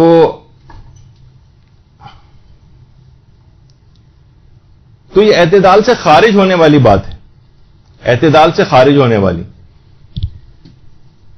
اچھا، ان کے اوپر یہ الزام لگایا گیا ہے کہ ملا واعظ کاشفی نے تحریف کی ہے. تو آیت اللہ صافی گل پائیگانی نے باقاعدہ ان سے سوال پوچھا گیا کہ کتاب روضۃ الشہداء جو ملا حسین واعظ کاشفی کی ہے یا اسرار الشہادہ جو آغا دربندی کی ہے، کہ یہ تحریف شدہ ان مطالب ہیں اس کے اندر کا واقع کربلا کی؟ تو آیت اللہ صافی گل پائیگانی نے اس کا جواب دیا ہے کہ مجھے اس بات کا حق نہیں پہنچتا، ما حق نہ دارین، مجھے اس بات کا حق نہیں ہے کہ میں ان دونوں کتابوں کو لکھنے والے پر تحریف کربلا کرنے کی تہمت لگاؤں. اور اگر ان کتابوں کے اندر کچھ ایسے مطالب ہیں جو کہ جن کا وقوع پذیر ہونا کا احتمال ہے اور اس کے عدم پر کوئی ہمارے پاس قطعی دلیل نہیں ہے، تو ہمیں اس کا انکار نہیں کرنا چاہیے اور ان کے اوپر اس طرح کی گولہ باری نہیں کرنی چاہیے کہ انہوں نے گویا جھوٹ منسوب کیا. ہاں، اگر جو چیز آپ کے نزدیک ثابت نہیں ہے آپ اس کو نقل نہ کریں، لیکن یہ کہنا کہ انہوں نے تحریف کی ہے یہ آج کل بہت زیادہ اس کے اوپر شروع ہونے لگا ہے. اور تحریفات عاشورہ وغیرہ کے اعتبار سے جو چیزیں شہید مطہری نے پیش کی، ان کا وہ خود ایک صاحب نظر شخصیت تھے، ان کا ایک اپنا نظریہ ہے، لیکن دیگر علماء اور مراجع نے اس کے ذرا برخلاف بات کہی ہے اور کہا کہ ہم روضۃ الشہداء وغیرہ کے جو لکھنے والے علماء ہیں علامہ دربندی پر، ان پر یہ الزام نہیں لگا سکتے کہ انہوں نے تحریف کی. ہاں ٹھیک ہے، اگر آپ کے نزدیک کوئی قطعی بات ہے تو آپ اس کو ان کی کتاب سے نقل نہ کریں صرف یہ، لیکن ان پر تحریف کا الزام نہیں لگا سکتے. تو اسی طرح سے خود شیخ عباس قمی نے ملا واعظ کاشفی کے لیے دیکھیے کیا جملے استعمال کی ان کی کتاب فوائد رضویہ در احوال علماء مذہب جعفریہ، کہ وہ جو تھے جامع علوم دینیہ، عارف و معارف یقینیہ، کاشف اسرار، مسلم در علم حدیث و تفسیر و ریاضی و حسن تقریر. شیخ عباس قمی نے کتنی زیادہ تعریف کی ہے ملا واعظ کاشفی کی. تو ان پہ تحریف کا الزام لگانا، کتنے علماء نے ان کی تعریف کی ہے، ان کو مشکوک المذہب قرار دینا، یہ ایک کچھ علماء نے اس نظریے کو اختیار کیا، لیکن زیادہ تر علماء نے اس قسم کے الفاظ ان کے لیے استعمال نہیں کیے. اچھا، اب آگے ایک چیز اور آپ کے اس میں آ جائے، اس پر ایک اعتراض یہ بھی ہوتا ہے، اور جو اس کے قائل نہیں وہ دلیل یہ دیتے ہیں کہ اس روایت کا کوئی سلسلے سند نہیں. کہ انہوں نے کہاں سے لیا، اس سے پہلے کسی اور نے اس بات کو نقل نہیں کیا. تو دیکھیے کتنی کتابیں ایسی ہیں جو کتنی ہی روایات ایسی ہیں جو کچھ کتابوں میں اور کچھ کتابوں میں نہیں. ساری کتابیں ہماری ایک طرح کے مندرجات پر تو نہیں ہے نا. مثلا کچھ احادیث جو ہے مثلا تہذیب الاحکام میں ہوں اور کچھ جو ہے وہ ملا یحذر الفقی میں ہو، تو آپ یہ نہیں کہہ سکتے کہ سب کتابوں میں ایک طرح کی حدیثیں ہوں. کچھ نے نقل کی ہے، کچھ نے نقل نہیں کیا ہے. دیکھیے شیخ صدوق، نہیں پہلے ایک بات اور ہو جائے کہ جتنے کیا یہ کوئی اصول ہے کہ تمام واقعات کربلا کے لیے ہمارے پاس معتبر سند ہونی چاہیے؟ کیا کسی جگہ پر ہے؟ تمام علماء نے کہا نہیں، یہ کوئی اصول نہیں ہے. واقعات کربلا کے لیے بیان کرنے کے لیے معتبر سند کا ہونا ضروری نہیں. ہاں معتبر ذرائع سے مل جائے ایک الگ بات ہے، لیکن یہ کوئی اصول نہیں. شیخ صدوق کی کتنی ہی کتابیں ایسی ہیں جو پہلے موجود تھیں اس کے بعد غائب ہو گئیں. اچھا جس زمانے میں وہ کتابیں موجود تھیں علماء نے ان کتابوں کو کوٹ کیا ہے. جو فتوے دیے ہیں اس میں کہا کہ یہ فتویٰ ہم نے شیخ صدوق کی فلاں کتاب کے اندر جو حدیث پائی جاتی تھی اس کے مطابق یہ فتویٰ دیا، لیکن وہ کتابیں اب نہیں ہیں، وہ کتابیں موجود نہیں. تو لیکن پرانے علماء نے کہا کہ ہم نے خود ان کی کتاب کے اندر دیکھا، لیکن وہ کتاب ہمارے سامنے نہیں. مثلا شیخ صدوق کی کتاب المرشد پرانے علماء نے کوٹ کیا، لیکن وہ کتاب ہمارے سامنے نہیں. شیخ صدوق کی کتاب النبوہ ہے، پہلے زمانے میں ہوتی تھی، اب وہ ہمارے پاس نہیں. شیخ صدوق کی کتاب ہے مدینۃ العلم، اس کے اندر ہماری جتنی بھی آپ نے دیکھا کہ 16,200 کے قریب تو صرف اصول کافی کی ہیں، اور چاروں معتبر کتابوں کو ملا لیا جائے تو اس میں جتنی احادیث ہیں ان سے بھی زیادہ احادیث کتاب مدینۃ العلم میں تھی. یہ کتاب پتہ نہیں کہاں غائب ہو گئی، کس ظالم بادشاہ نے غائب کروا دیا، آج تک اس کا پتہ نہیں چلا. پرانے علماء نے مدینۃ العلم کتاب کو کوٹ کیا ہے، اپنے فتووں کی بنیاد بنایا ہے. یہی وجہ ہے کہ امام خمینی تک اس بات کے قائل تھے کہ متقدمین علماء سے لے کر شیخ طوسی تک کے زمانے کے شہرت فتویٰ بھی حجت رکھتی. یعنی ہمارے سامنے حدیث نہ بھی ہو، لیکن علماء نے اگر کوئی فتویٰ دیا ہے کسی حدیث کی بنا پر، تو ان کے ہمارے سامنے حدیث نہ بھی ہو تب بھی ہم ان کے فتوے پر اعتبار کر کے اس کے مطابق فتویٰ دے سکتی، شہرت فتویٰ. تو پھر آپ کہیں کہ جناب اس کا کوئی، تو وجہ اس کی ہے کہ بہت ساری کتابیں پہلے موجود تھیں اب موجود نہیں. اب بات کا کوئی شخص تو یہ حجیت فتویٰ تو سوچئے، یعنی جو شہرت، جس فتوے کی شہرت رہی ہو شیخ طوسی کے زمانے تک، تو اس کے مطابق بھی علماء نے فتوے دی. اچھا کتنے ہی علماء ایسے ہیں جیسے ہمارے یہ ملا مہدی نراقی اور ملا احمد نراقی، رائٹ سائڈ پہ ملا احمد نراقی ہیں جن کی کتاب عروج السادہ کے نام سے اردو میں ترجمہ بھی ہو چکی، اور لیفٹ پہ جو یہ ملا مہدی نراقی، یہ تو بڑے صاحب معرفت تھے اور برزخی زندگی کو بھی اپنی آنکھوں سے دیکھتے تھے. ملا مہدی نراقی، ملا مہدی نراقی نے کتاب لکھی تھی محرق القلوب، غم ہائے جاسوس کے نام سے اس کا ترجمہ بھی ہوا. اس میں انہوں نے حضرت قاسم کے عقد کے متعلق لکھا ہے، کہا کہ کچھ علماء نے اس واقعے کو نقل کیا ہے اور کچھ علماء نے اس واقعے کو نقل نہیں کیا ان کی شادی کے، اور بعض متردد ہیں، مشکوک ہیں کہ پتہ نہیں واقعہ صحیح ہے یا نہیں. لیکن یہ واقعہ میں نے معتبر کتابوں میں دیکھا ہے. دیکھیے ابھی میں نے اس سے پہلے کہا کہ پرانے علماء کے کہ انہوں نے جو فتوے دیے ہیں، انہوں نے ان شیخ صدوق کی کتابوں کو دیکھ کر اس میں جو حدیث پڑھی، خود انہوں نے معتبر کتاب کے اندر دیکھا اور فتویٰ دے دیا، تو ہم ان کی بات مان لیتے ہیں. ملا مہدی نراقی کہہ رہے ہیں کہ میں نے اس واقعے کو معتبر کتابوں کے اندر دیکھا ہے اور میں ان کے اوپر اعتبار کرتا ہوں، لہذا میرے نزدیک یہ واقعہ صحیح ہے اور میں اس کو نقل کرتا ہوں. باقاعدہ صفحہ نمبر 410 پر محرق القلوب میں ملا مہدی نراقی نے حضرت قاسم کے سخت کو پورا بیان کیا. یعنی جہاں اس کی کتنی بڑی تعداد ہے، میں نے جس سے پہلے کہا کہ زیادہ تر علماء اس کے قائل نہیں، مراجع بھی ان کے نزدیک ثابت نہیں، لیکن خود ملا مہدی نراقی کہہ رہے ہیں کہ ہمارے پاس، یعنی ہم لوگوں کے پاس حدیث اس لحاظ سے نہیں، لیکن وہ کہہ رہے ہیں کہ میں نے خود اس کو معتبر کتابوں کے اندر پایا ہے. اسی طریقے سے علامہ دربندی وہ یہ کہتے تھے کہ اگر کوئی بھی صاحب تحقیق ہو تو اس حق کے وقوع پذیر ہونے کے بارے میں قوی ظن پیدا ہونے کے متعلق اسے کوئی شک و شبہ نہیں ہونا چاہیے. تو سینکڑوں سال سے علماء کہہ رہے ہیں کہ لوگ ممبروں سے اس کو بیان کرتے آ رہے ہیں اور شعراء حضرات اس کو نقل کرتے آ رہے ہیں، تو اور سیرت نگار اور تاریخ دان اس کو جو ہے وہ مسلسل نقل کر رہے ہیں، تو اس میں کوئی حرج نہیں کہ اگر اس واقعے کو کبھی کوئی شخص اگر بیان کر دے۔ ایک مدینے سے مدینے تک جو آیت اللہ سید محمد جواد ذہنی تہرانی کی لکھی ہوئی کتاب ہے، اس کا اردو ترجمہ بھی ہو گیا ہے، اس کے اندر باقاعدہ اس یہ آیت اللہ ذہنی تہرانی جن کی کتاب ہے مدینے سے مدینے تک، اس کے اندر بھی پورا یہ واقعہ موجود ہے کہ کس طریقے سے جو کہ ابھی آپ کو تفصیل اس کی سنائی تھی، تو وہ پوری روایت اس کے اندر جو ہے وہ موجود ہے۔ اچھا، اسی طرح سے آیت اللہ ابو الحسن شیرانی، انہوں نے نفس المحموم کا جو ترجمہ کیا ہے دمع السجوم کے نام سے، اس کے اندر بھی اس پورے واقعے کو، حضرت قاسم کے اس واقعے کو، نکاح کے واقعے کو لکھا ہے۔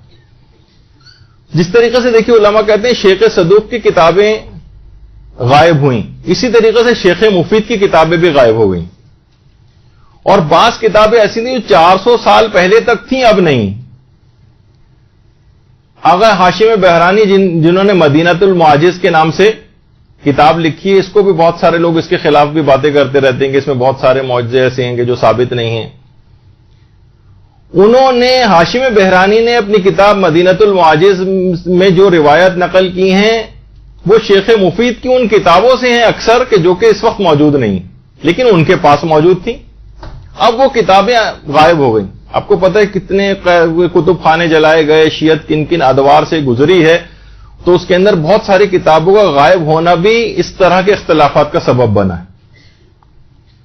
اچھا، پھر ایک اور بات آپ کی خدمت میں پیش کر دی جائے، 400 اصولوں پر مشتمل سمجھیں ایک لحاظ سے 400 کتابیں ائمہ کے اصحاب نے لکھی، جس میں خاص طور پر ہمارے چھٹے امام جعفر صادق علیہ الصلوۃ والسلام۔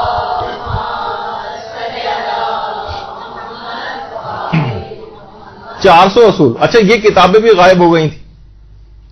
پھر اس کے بعد میں صاحبان ایمان نے جب تھوڑے سے حالات بہتر ہوتے تھے تو ان کتابوں کو جمع کیا، جو کہ ہمارے چھٹے امام نے، لیکن کچھ علماء کہتے ہیں کہ نہیں، 7ویں امام اور اس کے بعد تقریباً اور ائمہ کے بھی یہ اصول موجود تھے اس طرح سے، تو 400 کتابیں۔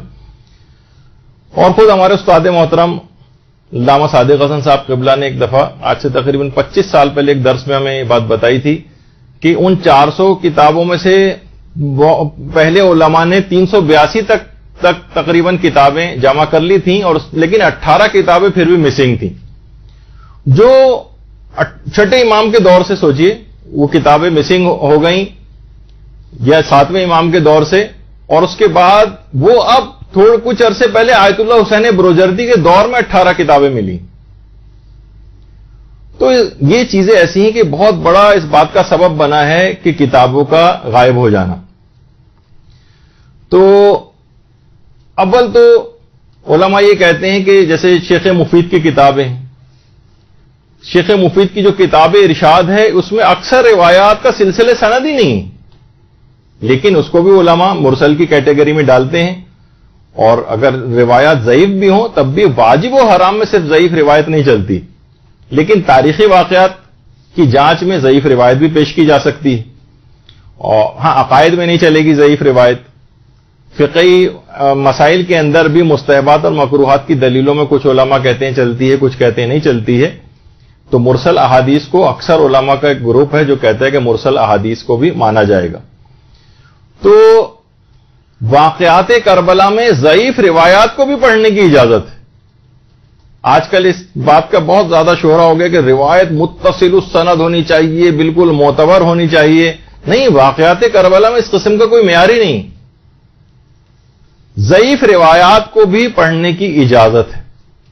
باقاعدہ آیت اللہ شبیریہ زنجانی سے یہ بات پوچھی گئی کہ ضعیف سند والی جو روایتیں کیا پڑھ سکتے ہیں مجالس وغیرہ کے اندر، تو انہوں نے لکھا ہے کہ خواندن بدون استناد و بصورت احتمال وقوع جائز است، یعنی اس کا امکان پایا جاتا ہو کہ وقوع پذیر ہونے کا، تو بغیر سلسلہ سند کی روایات کو بھی پڑھا جا سکتا ہے۔ البتہ بہتر ہے، بعد میں مشورہ دیے کہ کوشش کریں کہ معتبر منابع سے روایات کو پڑھیں، لیکن اصلاً انہوں نے فتوے کے اندر ضعیف روایات کو پڑھنے کی اجازت دی ہے۔ تو میں نے بطور مثال آپ کے سامنے پیش کیا، ورنہ ضعیف روایات کو دیگر علماء بھی پڑھنے کی اجازت دیتے ہیں.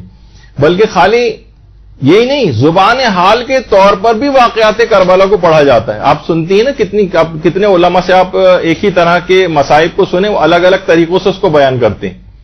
تو یہ نہیں کہ پورا روایت کے اندر جس طرح کے جو الفاظوں ویسے ہی پڑھا جائے، زبان حال کے طور پر بھی پڑھائی جاتی ہیں چیزیں. البتہ اس کی بھی کچھ شرطیں ہوتی ہیں کہ لوگوں کو پتہ چل جائے کہ آپ زبان حال کے طور پر اس چیز کو پڑھ رہے ہیں. مثلا جب 11 محرم کا قافلہ چل رہا ہے تو حضرت زینب کے سوار ہونے کی باری آئی تو انہوں نے فرات کی طرف دیکھا اور رخ کیا اور کہا کہ عباس کاش تم ہوتے تو سوار کراتے. اب یہ والی روایت کی کہیں الفاظ نہیں حضرت زینب کے ایسا کہا ہو، لیکن زبان حال حضرت زینب کی حالت یہ تھی گویا وہ یہ کہہ رہی تھی کہ عباس تم ہوتے تو سوار کراتے. ذوالجلال نے زبان بے زبانی سے یہ کہا اور پھر کچھ الفاظ مثلا نقل کر دیے جائیں تو زبان یعنی یہ زبان حال کے طور پر چیز پیش کی جاتی. یعنی اس کے لیے تو روایت کا پڑھنا بھی ضروری نہیں ہے. زبان یا بہت سے اکثر محتاط آپ نے ذاکرین یا علماء کو سنا ہوگا کہ میرا دل یہ کہتا ہے کہ انہوں نے شاید اس موقع پر یہ کہا ہو. یہ کیا ہے؟ یعنی ان کی حالت یہ تھی گویا اپنی زبان حال سے وہ یہ بات کہہ رہے تھے. تو ضعیف روایت بھی پیش کی جا سکتی ہیں، زبان حال کے طور پر بھی پیش کی جا سکتی ہیں. تو پھر آخر صرف عقد قاسم کی روایت ہی کے لیے متصل السند صحیح السند روایت کیوں درکار ہے؟ تو ایک سادہ سا واقعہ ہے جس کو اطمینان ہو، امکان ہے اس کے وقوع پذیر ہونے کا، جس کو اطمینان ہو رہا ہے، جو امکان رکھتا ہے وہ اس کو پڑھ لے اگر چاہے. ویسے تو پڑھا بھی نہیں جاتا عام طور پر یہ، کیونکہ اگر آپ سلسلے سند کی بحث کو لے کر آئیں گے تو تمام تاریخی واقعات کربلا کی تمام واقعات کی سند کو پھر آپ کو معلوم کرنا پڑے گا. اور ایک عالم نے تو صحیح کہا ہے کہ پھر ایک جملہ صرف پڑھ کے اور ممبر سے نیچے اتار آئیے کہ 61 ہجری کے سن میں 10 محرم کے دن امام حسین میدان کربلا میں شہید ہو گئے. بس یہ اوتھینٹک ہے، باقی تو سب باتوں کے اندر کچھ نہ کچھ اختلاف موجود ہے. تو کتنی دیکھیے ایسی چیزیں کہ اگر ہر چیز کو کتنی مشہور چیزیں ایسی ہیں جو آپ روزانہ کی بنیاد پر سنتی ہیں علماء سے. مثلا وہ آپ سنتی ہیں کہ شمر ملعون کا امام حسین کے سینے کے اوپر سوار ہو جانے والی جو روایت ہے سر کاٹنے سے پہلے، باقاعدہ آیت اللہ خوئی نے اپنی کتاب کے اندر لکھا ہے کہ اگرچہ یہ روایت کتابوں کے اندر موجود ہے مقاتل کی، لیکن صحیح طریقے سے روایت ثابت نہیں ہے کہ شمر ملعون جو ہے وہ ان کے سینے پر سوار ہو کر بیٹھا تھا. آپ کتنے علماء پڑھتے آ رہے ہیں، آپ کوئی ان کی تمام علماء کے خلاف ایک محاذ باندھ لے اور کہا کہ نہیں ان اوتھینٹک ہے. دیکھیے آقا کوئی نے کہا ہے غیر معتبر چیز آپ پڑھ رہے ہیں، اس کے لیے کوئی معتبر روایت سے ثابت نہیں ہے. اور یہ لیکن روایت یہ پھر بھی پڑھی جاتی، کتابوں کے اندر موجود ہے، علماء نے پڑھنے کی اجازت دی. مصائب کے لحاظ سے لوگ روئیں اور گریا کر کے امام کو یاد کریں، اور اگر روایت کمزور بھی ہے ضعیف بھی ہے تو اس کو پڑھنے کی علماء نے اجازت دی. اس وجہ سے تو کوئی شخص یہ مہم بنا لے اس کو اور اپنی زندگی کا مقصد قرار دے لے کہ نہیں میں ہر صورت میں غیر معتبر چیز جو کسی نے ایک دفعہ کہہ دی کسی عالم نے تو میں اس کو پیش ہی نہیں کرنے دوں گا، تو یہ فساد معاشرے کے اندر اس سے پیدا ہوگا. علماء فرماتے ہیں باقاعدہ لحوف جو کہ معتبر مقاتل میں سے ابن طاؤس نے جس کو لکھا ہے، ہمارے کتنا معتبر نام ہے ابن طاؤس، ان کی جو کتاب لحوف ہے اس کا پوری کتاب کی تمام روایت کا کوئی سلسلہ سند ہی نہیں، لیکن یہ معتبر مقاتل میں سے شمار ہوتی ہے کیونکہ یہ دیگر کتابوں سے بہرحال اس کی تائید ہوئی ہے. لیکن انہوں نے کسی بھی جگہ اس کو روایت کی شکل میں نہیں لکھا، بلکہ خاص ترتیب سے پورے واقعہ کربلا کو جس طرح انسان بیان کرتا ہوا جاتا ہے اس طرح سے لحوف کو تحریر کیا.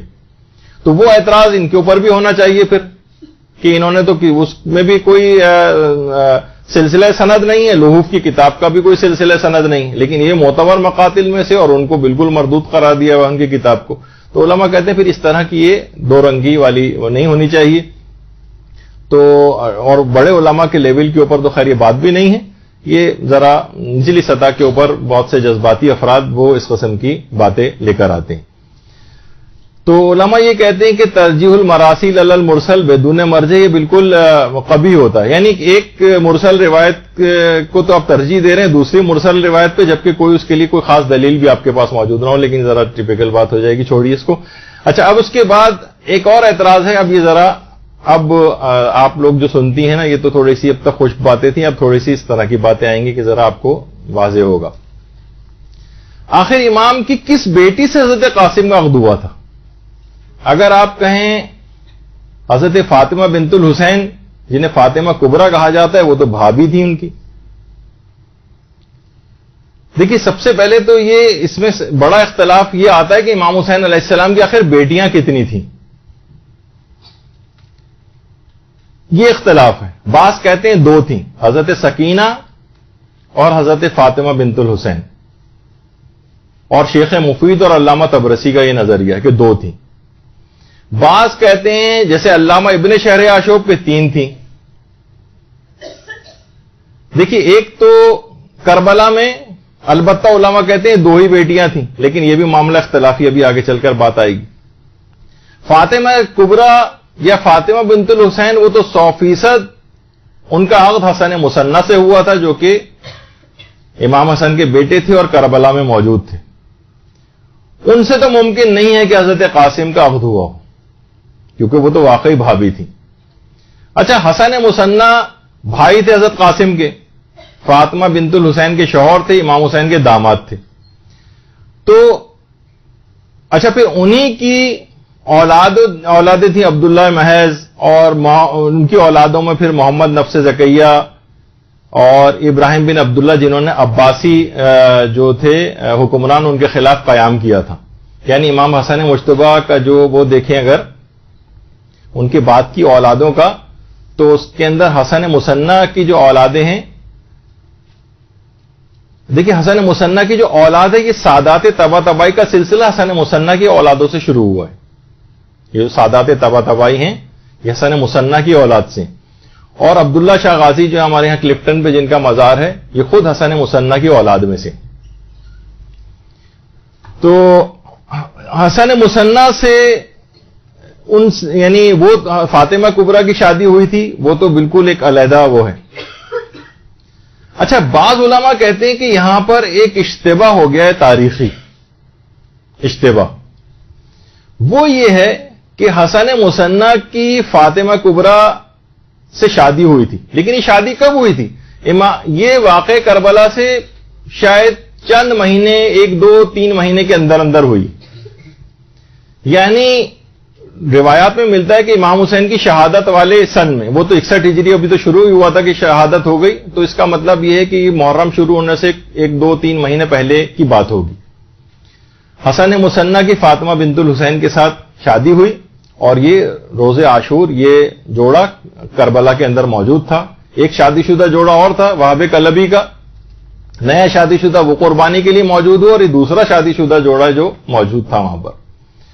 علماء کہتے ہیں شادی اتنی قریب واقع ہوئی ہے واقع کربلا سے کہ بہت سارے افراد کو تاریخ میں اشتباہ ہو گیا, اور حسن مثنیٰ کے بجائے قاسم کا نام نقل کر دیا گیا, جبکہ شادی ان کے بھائی سے ہوئی تھی. تو یہ کچھ علماء کہتے ہیں کہ اشتباہ شاید یہ ہے. اچھا دوسری بیٹی جو واقع کربلا میں ملتا ہے, زیادہ علماء کو رجحان ہے کہ 2 ہی بیٹیاں مثلا وہاں پر تھیں. دوسری بیٹی تھی حضرت سکینہ مثلا. کچھ علماء یہ کہتے ہیں وہ تو شادی کے قابل ہی نہیں تھی اور سن ازدواج کو نہیں پہنچی تھی. ابھی لیکن اس میں بھی اختلاف ہے, ابھی آگے چل کر آئے گا. تو آغا ابو الحسن شیرانی یہ فرماتے ہیں کہ امام کی 2 ہی بیٹیاں تھیں, فاطمہ بنت الحسین اور سکینہ. اور علامہ ابو الحسن شیرانی خود اس بات کے قائل ہیں کہ قاسم کی شادی امام کی ایک بیٹی سے ہوئی تھی. تو فاطمہ بنت الحسین تو حسن مثنیٰ کی بیٹی ہو گئی, اب بچی حضرت سکینہ. تو وہ ان کے مطابق یہ ہے کہ ان کی حضرت سکینہ سے شادی ہوئی. اچھا لیکن ابھی تو پھر آپ کہیں گے کہ پھر وہ کون تھیں کہ جو کہ قید خانے میں شہادت ہو گئی ان کی؟ ابھی سنیے. اچھا ابو الحسن شیرانی کہتے ہیں کہ 2 ہی بیٹیاں تھیں. علامہ ابن شہر آشوب جن کی کتاب مناقب ہے, ہمارے بڑے علماء میں ان کا شمار ہوتا ہے, وہ فرماتے ہیں امام کی 3 بیٹیاں تھیں. علامہ اربلی یہ بھی ہمارے بڑے اوتھینٹک علماء میں شمار ہوتے ہیں, ان کی کتاب کشف الغمہ ہے, کشف الغمہ فی معرفت الائمہ, اس میں انہوں نے کہا ہے کہ امام کی 4 بیٹیاں تھیں. البتہ نام 3 بیٹیوں کے نقل کیے ہیں, سکینہ, فاطمہ بنت الحسین اور زینب نام کی ایک بیٹی, زینب بنت الحسین. تو 4 بیٹیاں تھیں. پھر ملا صالح مازندرانی, ملا مہدی مازندرانی جن کی کتاب معالی السبتین ہے, اس میں بھی انہوں نے امام حسین کی 4 بیٹیوں ہی کا تذکرہ کیا. اچھا، کچھ علماء نے ایک جگہ پر اور کچھ جگہوں پہ اور وہی عام لوگوں کے اندر زیادہ مشہور ہے کہ امام کی ایک بیٹی زبیدہ کے ساتھ جو ہے وہ حضرت قاسم کی شادی ہوئی تھی، لیکن یہ اتنی اوتھینٹک بات نہیں. اچھا، اب دیکھیے تاریخ کے اندر کتنے مسائل ہیں. ہر طرف آپ کو بڑے بڑے علماء ملیں گے، اور یہ خود ائمہ کی تمام اولادوں کے متعلق ہے کہ انہیں بیٹے کتنے تھے اور بیٹیاں کتنی تھیں. آپ کو یاد ہوگا کہ امام حسین علیہ السلام کا ایک واقعہ وہ ملتا ہے جس میں انہوں نے جب ان کے بیٹے نے سورہ الحمد ایک معلم نے آ کر ختم کرائی تو امام نے ان کا منہ موتیوں سے بھر دیا. وہ کون سے بیٹے تھے؟ ان کا نام تھا جعفر، لیکن امام حسین کے کسی بیٹے جعفر کا نام اتنا معروف نہیں لوگوں میں. تاریخ کے اندر بہت ساری اس طرح کی چیزیں. تو حضرت رقیہ، اگر فاطمہ بنت الحسین اور سکینہ تھیں تو پھر حضرت رقیہ کون ہے؟ اچھا، اب دیکھیے، اب آپ کے سامنے دو چیزیں میں پیش کر رہا ہوں، اس سے آپ کو اندازہ ہوگا کہ تاریخ کے اندر عام لوگوں کو بولنے میں کتنی احتیاط کرنی چاہیے اور کوئی ایک یک طرفہ نظریہ نہیں بنانا چاہیے. حضرت رقیہ 4 سال کی جن کی عمر تھی اور جن کا قید خانے میں انتقال ہوا تھا. کچھ علماء کا یہ کہنا ہے کہ شہید مطہری حضرت رقیہ کو تحریفات عاشورہ میں سے سمجھتے ہیں. وہ کہتے ہیں نہیں، اس نام کی امام کی کوئی بیٹی نہیں تھی. البتہ کچھ لوگوں نے ڈیفینڈ کیا ہے شہید مطہری کو کہ نہیں، ان کا یہ نظریہ نہیں تھا بلکہ وہ کسی اور کی بات پیش کر رہے تھے. اسی طریقے سے آغا ریشاری کے متعلق کہا جاتا ہے کہ وہ بھی حضرت رقیہ کے قائل نہیں. اس کے علاوہ محسن امین عاملی یہ بھی انکار کرتے تھے کہ حضرت رقیہ نام کی امام کی کوئی بیٹی نہیں تھی. اسی طریقے سے آیت اللہ مرشی نجفی جیسا علم الانساب کا ماہر، انہوں نے تو اپنی کتاب یعنی باقاعدہ ان کا نقل کیا گیا ان کا قول کہ اگرچہ قابل اعتبار مدارک اور منابع بیٹی رقیہ کے بارے میں خاموش ہیں، یعنی قابل اعتبار کتابوں میں ان کا تذکرہ نہیں ہے، لیکن اس قدر شہرت کے پیش نظر ان کے وجود سے انکار بھی نہیں کیا جا سکتا. یعنی اتنی زیادہ مشہور ہے بات ہی کہ حضرت رقیہ کے متعلق کہ ہم کوئی ایک نظریہ نہیں بنا سکتے کہ اگرچہ قابل اعتبار مدارک میں ان کا کوئی تذکرہ نہیں. دیکھیے ان کے متعلق بھی یہ بات ہو رہی تھی نا کہ جو قابل اعتبار کتابیں ہیں اس سے تائید نہیں ہوتی حضرت قاسم کی، لیکن شہرت رکھتی. تو اسی طریقے سے کہہ رہے ہیں کہ ان کی بیٹی رقیہ کے متعلق بھی قابل اعتبار مدارک میں تذکرہ نہیں ہے، لیکن اتنی زیادہ شہرت ہے کہ انکار بھی نہیں کیا جا سکتا. اسی طریقے سے جواد محدثی، یہ تاریخ کے بڑے شیعہ علماء میں قرار دیے جاتے ہیں.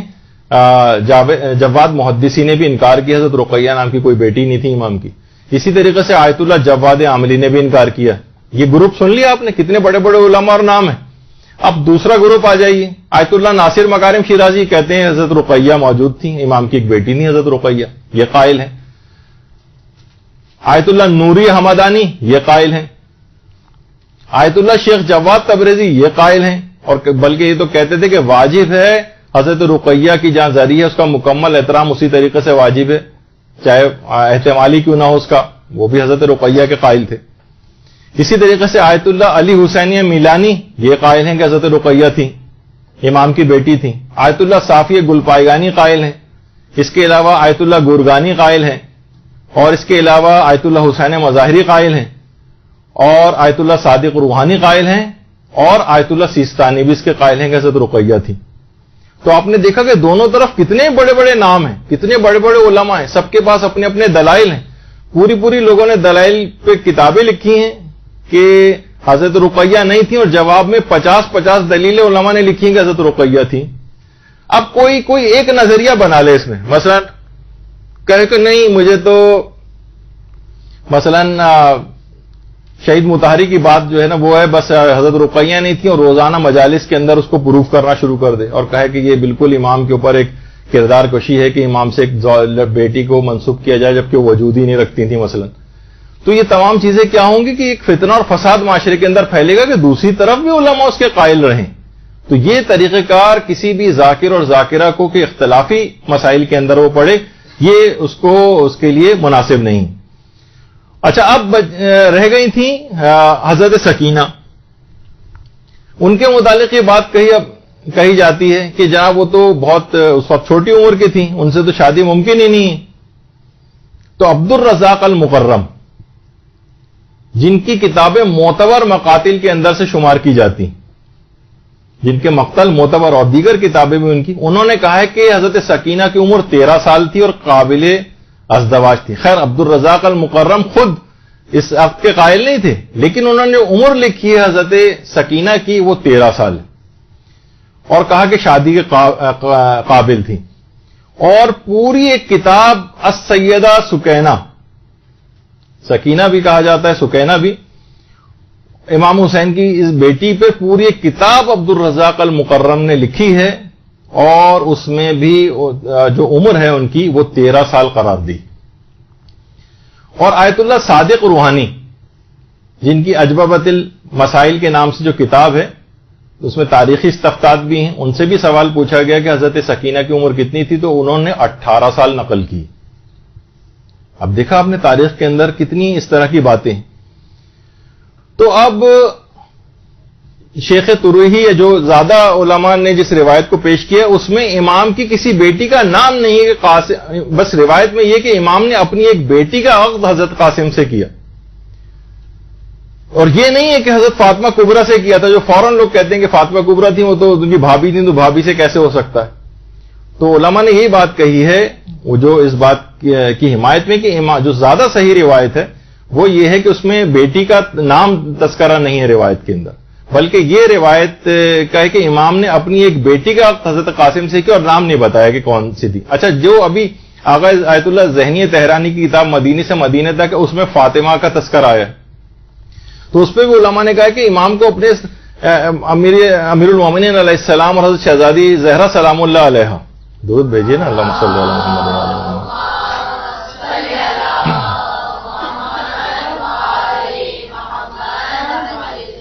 اتنے زیادہ عزیز نام تھے، اپنے سارے بیٹوں کے نام علی رکھے تھے، علی اکبر، علی اوسط، علی اصغر. یہ سب بعد میں ان کو ڈفرینشیٹ کرنے کے لیے ان کو اس طرح سے کہا جانے لگا. فاطمہ صغرا اور کبرا اور وسطیٰ وغیرہ اس طرح کے جو نام ہیں، کیونکہ ساری بیٹیوں کے نام فاطمہ رکھے تھے. تو امام کی کتنی بیٹیاں تھیں یہ خود ایک اختلافی بات ہے. آپ نے سنا 2 تھیں، 3 تھیں، 4 تھیں. علامہ اربنی نے لکھا جیسے کہ کچھ علماء اس کے بھی قائل ہیں کہ 5 تھیں اور کچھ 7 تک بھی لے کر جاتے ہیں. اور امام نے کیونکہ سبھی کے نام فاطمہ رکھے تھے، تو اب روایت میں جو فاطمہ ہے تو کون سی والی فاطمہ؟ ہو سکتا ہے کہ حسن مصنع والی فاطمہ نہ ہو، بلکہ کوئی اور بیٹی فاطمہ ہو امام کی، جن کا روایت کے اندر تذکرہ نہیں آیا ہے. تو اس احتمال کو مکمل طور پر رد نہیں کیا جا سکتا کہ فاطمہ نام ہی کی کسی بیٹی کے ساتھ عقد ہوا تھا، لیکن یقیناً وہ حضرت حسن مصنع کی زوجہ نہیں ہو سکتی، وہ تو بھابھی تھی ان کی، ان سے کیسے عقد ہو سکتا تھا؟ تو کوئی اور فاطمہ نام کی کوئی بیٹی امام کے ساتھ. اب کچھ علماء نے یہ بھی کہا کہ امام کی جو 2 بیٹیاں تھیں اس میں جو سکینہ اور رقیہ بھی گویا ایک لحاظ سے، کیونکہ امام کو بہت زیادہ ان سے محبت تھی، ان کے دل کا سکون تھی، تو وہاں پہ سکینہ کہا جاتا تھا. اور اس کے بعد جب وہ زندان شام میں آئیں اور ہر وقت روتی رہتی تھیں تو رونے والی کو رقیہ کہا جاتا ہے. تو وہاں پر کہاں ہے بھائی وہ رونے والی، تلاش کرو اس کو، تو وہ رقیہ کہہ کے پکارا جانے لگا، ورنہ سکینہ اور رقیہ ایک ہی چیز شخصیت کے نام ہے. اب بڑا تاریخ کے اندر اس طرح کی چیزیں ایسی ہیں کہ جیسے کہ ابھی میں نے آپ کو کہا کہ علامہ اربلی نے کشف الغمہ میں 4 بیٹیاں نقل کی ہیں، اور مؤلف سبتین کے اندر بھی جو ہے وہ 4 بیٹیوں کا تذکرہ ہے. تو اس امکان کے پیش نظر علماء نے اس کو جائز قرار دیا ہے اس کو پڑھنے کے لیے. اور اہل سنت علماء میں بھی محمد ابن طلحہ شافعی نے ان کی کتاب مطالب الصول ہے، اس میں بھی 4 بیٹیوں کا تذکرہ کیا ہے. اچھا، ایک اور بیٹی بھی ہیں زینب بنت الحسین، ان کا بھی بڑے بڑے ابن شہر عاشوب، محسن امین عاملی نے تذکرہ کیا ہے. اس کا مطلب ہے کہ وہ بھی الگ سے کوئی بیٹی تھی. اور ایک اور بیٹی کا تذکرہ بھی تاریخ میں ہے، خولہ بنت الحسین. ان کا بعلبک جو لبنان کے اندر ایک علاقہ ہے، وہاں پہ باقاعدہ ان کا جو روضہ بھی ہے، وہ امام حسین کی بیٹی کے لحاظ سے کچھ نے اس کو بھی نقل کیا ہے، اور باقاعدہ رہبر معظم نے اس روضے کو بعلبک میں بنوایا بھی ہے لبنان کے اندر، اور بڑا پرشکو ان کا وہ ہے. اور حزب اللہ وغیرہ کی جو دعا افتتاح جو پڑھتے ہیں وہ اسی ان کے روضے میں جا کر پڑھتے ہیں. تو بہت ساری اس طرح کی چیزیں جو چلیں اتنی اوتھینٹک نہیں ہیں، زیادہ قابل اعتبار قرار نہیں دیا جا سکتا، لیکن خولہ نام کی بھی ایک بیٹی تھی. تو بہت ساری اس طرح کی باتیں تاریخ کے اندر ہیں. اچھا، کچھ یہ بھی کہتے ہیں کہ حضرت قاسم عمر کے اعتبار سے بالغ نہیں تھے، تو کیسے ممکن ہے کہ ان کی شادی کی بات جو ہے وہ ہوئی ہو؟ تو دیکھیے، سب سے پہلے تو حضرت قاسم کی عمر کے متعلق اختلاف ہے. اور خود امام حسن کی شہادت کی جو سن ہے اس میں بھی اختلاف ہے. مثلا شیخ طوسی نے 49 ہجری لکھا ہے, ابن قتیبہ نے 51 ہجری لکھا ہے, اور ابو الفرج اصفہانی انہوں نے 50 ہجری لکھا ہے, اور کچھ علماء نے 47 ہجری بھی. بہرحال حضرت قاسم کی عمر جو ہے کچھ روایات میں تو یہ ہے کہ 4 سال کے تھے, لیکن وہ آپ کیسے اس کو وہ کر سکتے ہیں کہ 4 سال کا بچہ جو جا کے اور وہاں جا کے میدان جنگ میں مقابلہ کر رہا ہو, تو وہ تو اتنی قابل اعتنا نہیں ہے. لیکن 11 سال 13 سال اور 14 سال بھی روایات کے اندر آئی. اچھا, لیکن یہ بلوغ کے اعتبار سے بلوغ کی جو عمر ہے, عمر کے اعتبار سے دیکھیے, عمر جب 15 سال کوئی بھی لڑکا اپنی عمر کو مکمل کر لیتا ہے تو عمر کے اعتبار سے بالغ ہو جاتا ہے. لیکن بہت ساری دیگر علامات بلوغ سے ممکن ہے وہ ان علامات بلوغ کی وجہ سے وہ پہلے بالغ ہو جائے. آج بھی لڑکے 12 سال 13 سال کی عمر میں بالغ ہو جاتے ہیں. تو اس زمانے میں عربوں کے معاشرے کے اندر جبکہ ان کی جسمانی ساخت اس زمانے کی جو حالت ہوتی تھی کہ حضرت قاسم نے مثلا اتنے پہلوانوں کا مقابلہ کیا, روایت میں اتنے لوگوں کو واصل جہنم کیا, تو یہ اس زمانے کی فزیک ایسی ہوتی تھی کہ وہ عمر کے اعتبار سے نہیں بلکہ دیگر علامات بلوغ کے اعتبار سے جلدی بالغ ہو جاتے تھے. یعنی اس بات کا امکان موجود ہے. ایک تو عمر کی شرط ہوتی ہے, اور عمر کی شرط سے بھی پہلے لڑکے جو ہے وہ بالغ ہو سکتے ہیں. اچھا, لڑکیاں جو ہیں جیسے کہ ملتا ہے کہ لڑکیاں 9 سال کی عمر میں بالغ ہو جاتی ہیں. اس زمانے میں دیکھیے ایسی کاٹھی ایسی فزیک ہوا کرتی تھی لڑکیوں کی کہ 9 سال کی عمر میں شادیاں ہو جاتی تھیں. حضرت زہرا سلام اللہ علیہ کی شادی کے متعلق آپ سنتی ہیں.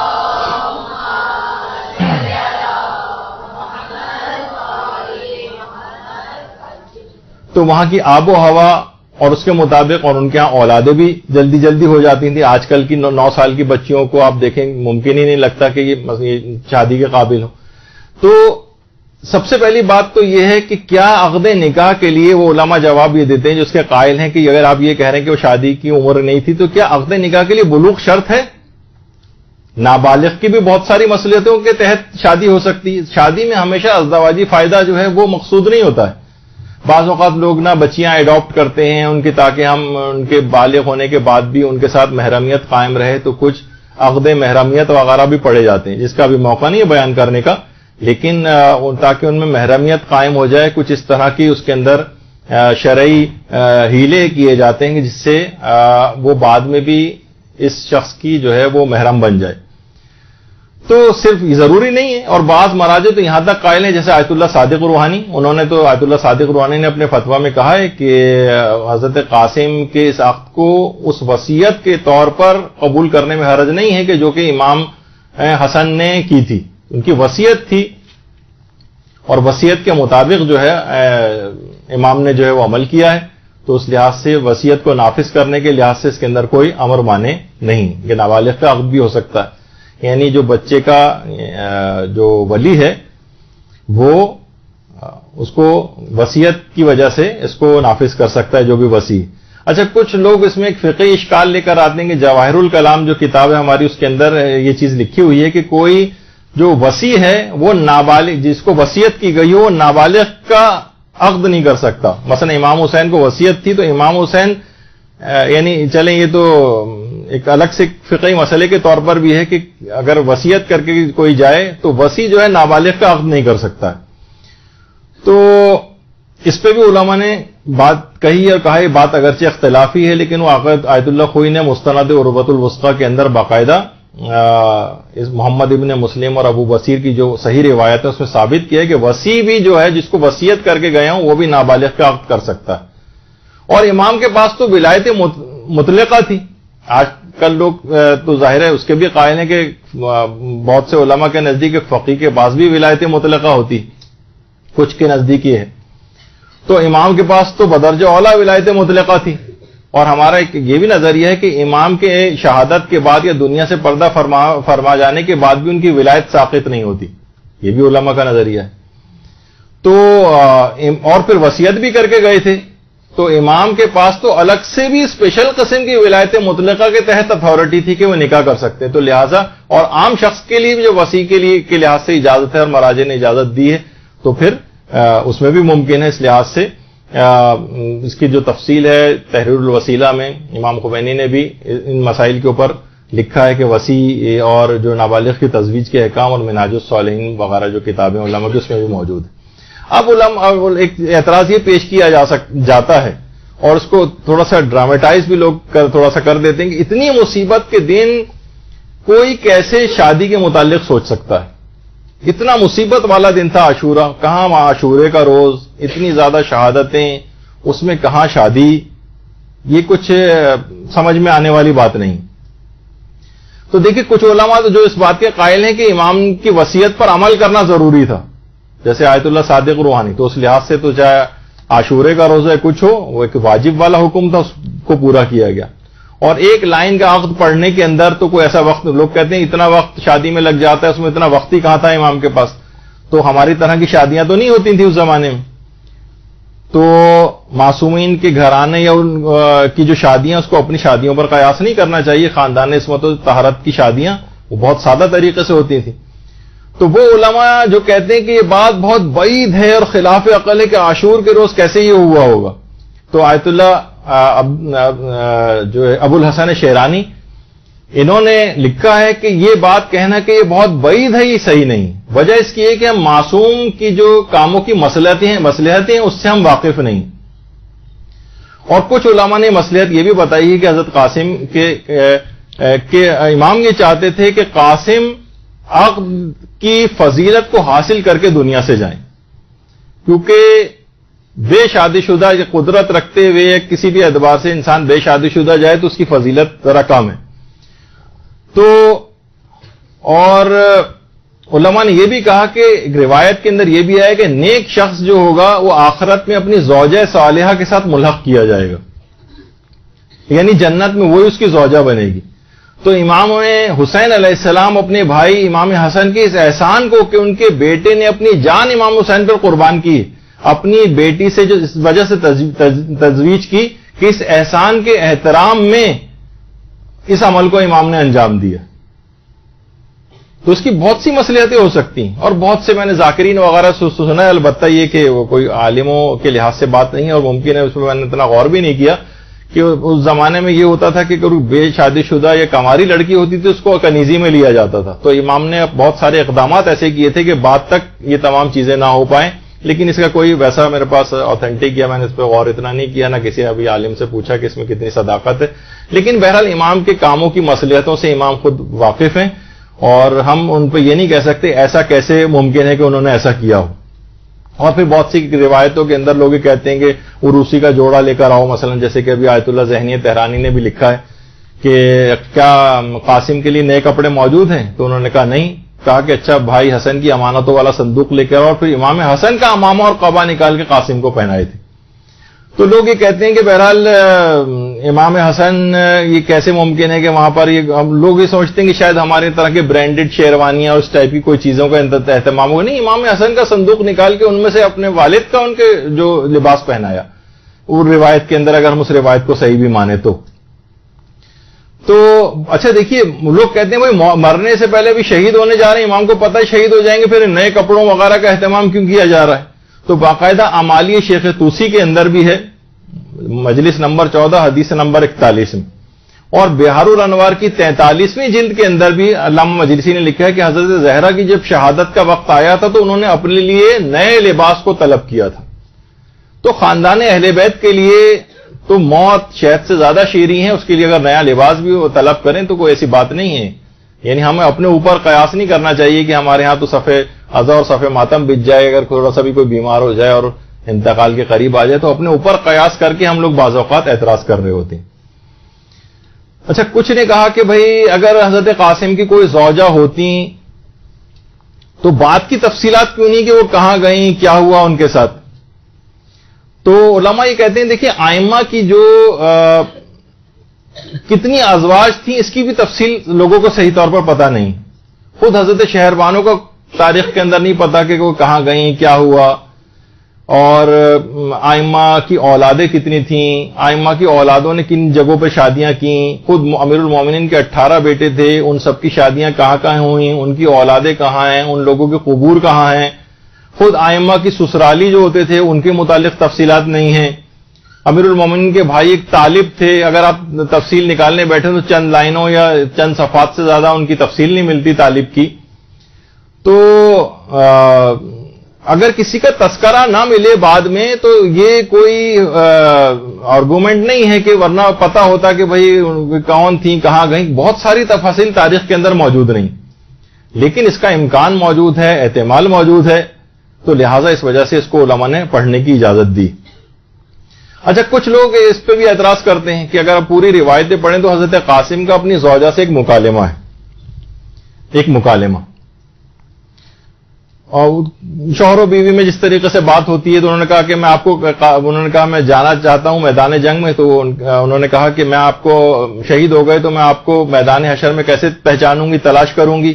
تو حضرت قاسم نے اپنے لباس کا ایک ٹکڑا پھاڑ کے ان کو دیا کہ تم اس کے ذریعے مجھ سے پہچان. تو لوگ کہتے ہیں کہ بھئی یہ کیسے ممکن ہے کہ میدان کارزار کے اندر جا رہے ہوں اور شوہر و بیوی میں اس طرح کی باتیں ہو رہی ہوں. تو یہ دیکھیے، ہم اپنے مطابق یہ چیز سوچ رہے ہیں. حضرت زہیر ابن قین جو امام کے صحابی تھے، یہ عاشور کے روز مذاق کر رہے تھے.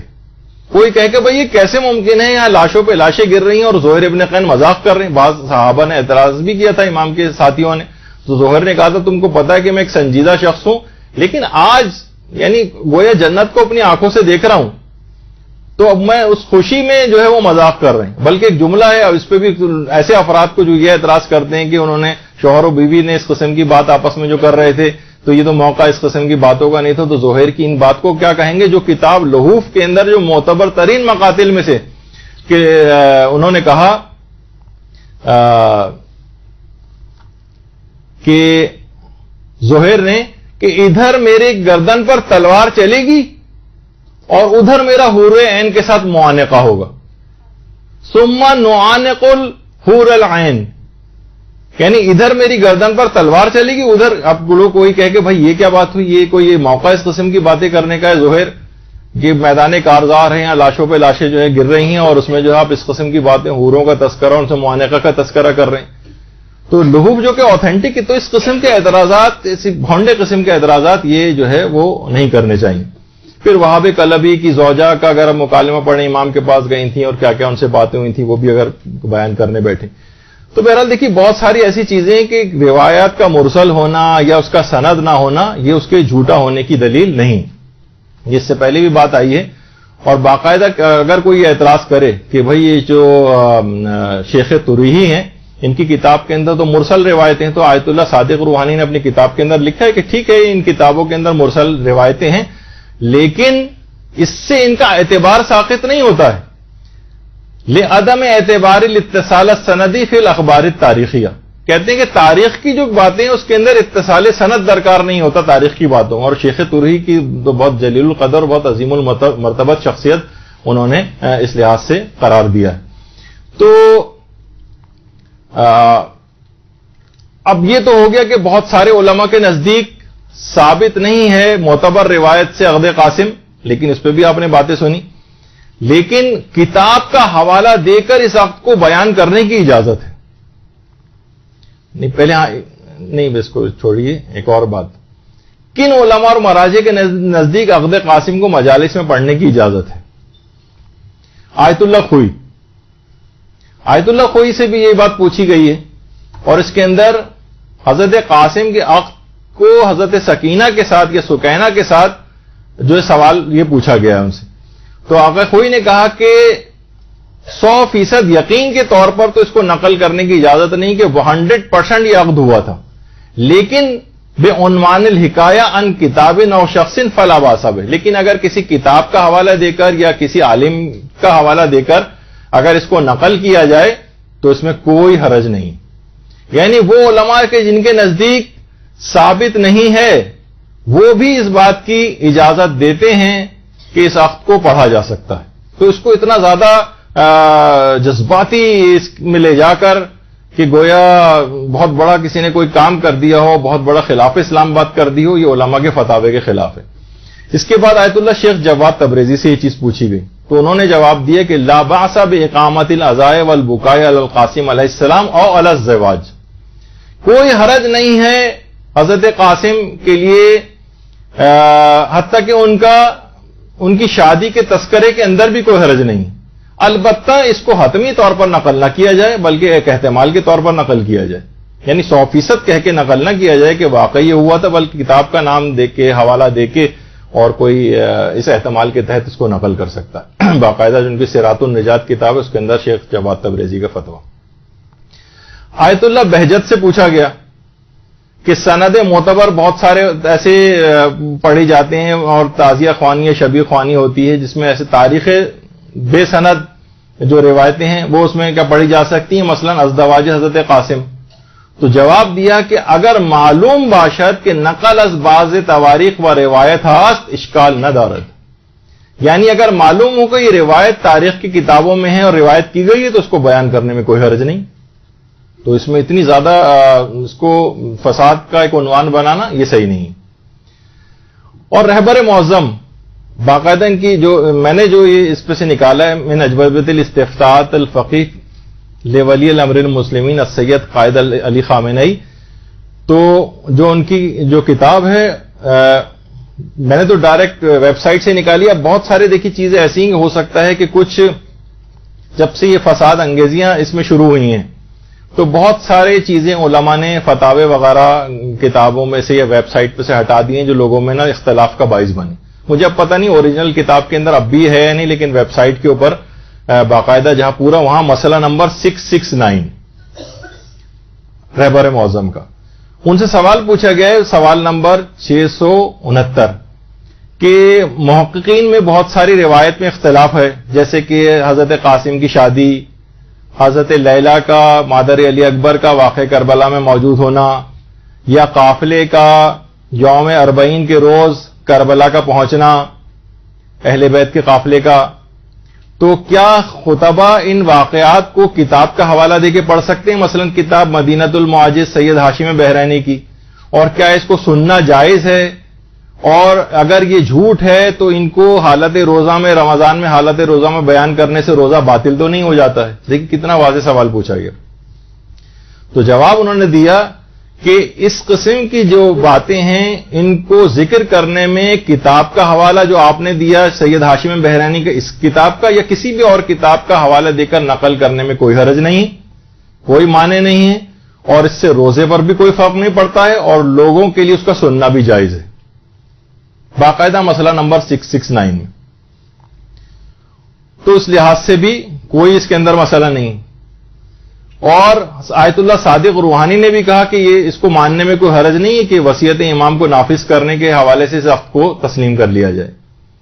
اور آیت اللہ محسن الحکیم نے، اب تو اتنا وقت بھی نہیں رہا کہ میں اس کو پورے کو پڑھوں، انشاءاللہ مہندی والی جو ہماری گفتگو ہوگی اس کے اندر بھی آئے گا، تو اس کے اندر بھی آیت اللہ محسن الحکیم نے اس عقد کو پڑھنے کی اجازت دی کہ حضرت قاسم کے اس عقد کو اگر کوئی شخص مجالس میں پڑھنا چاہے تو اس میں کوئی حرج نہیں۔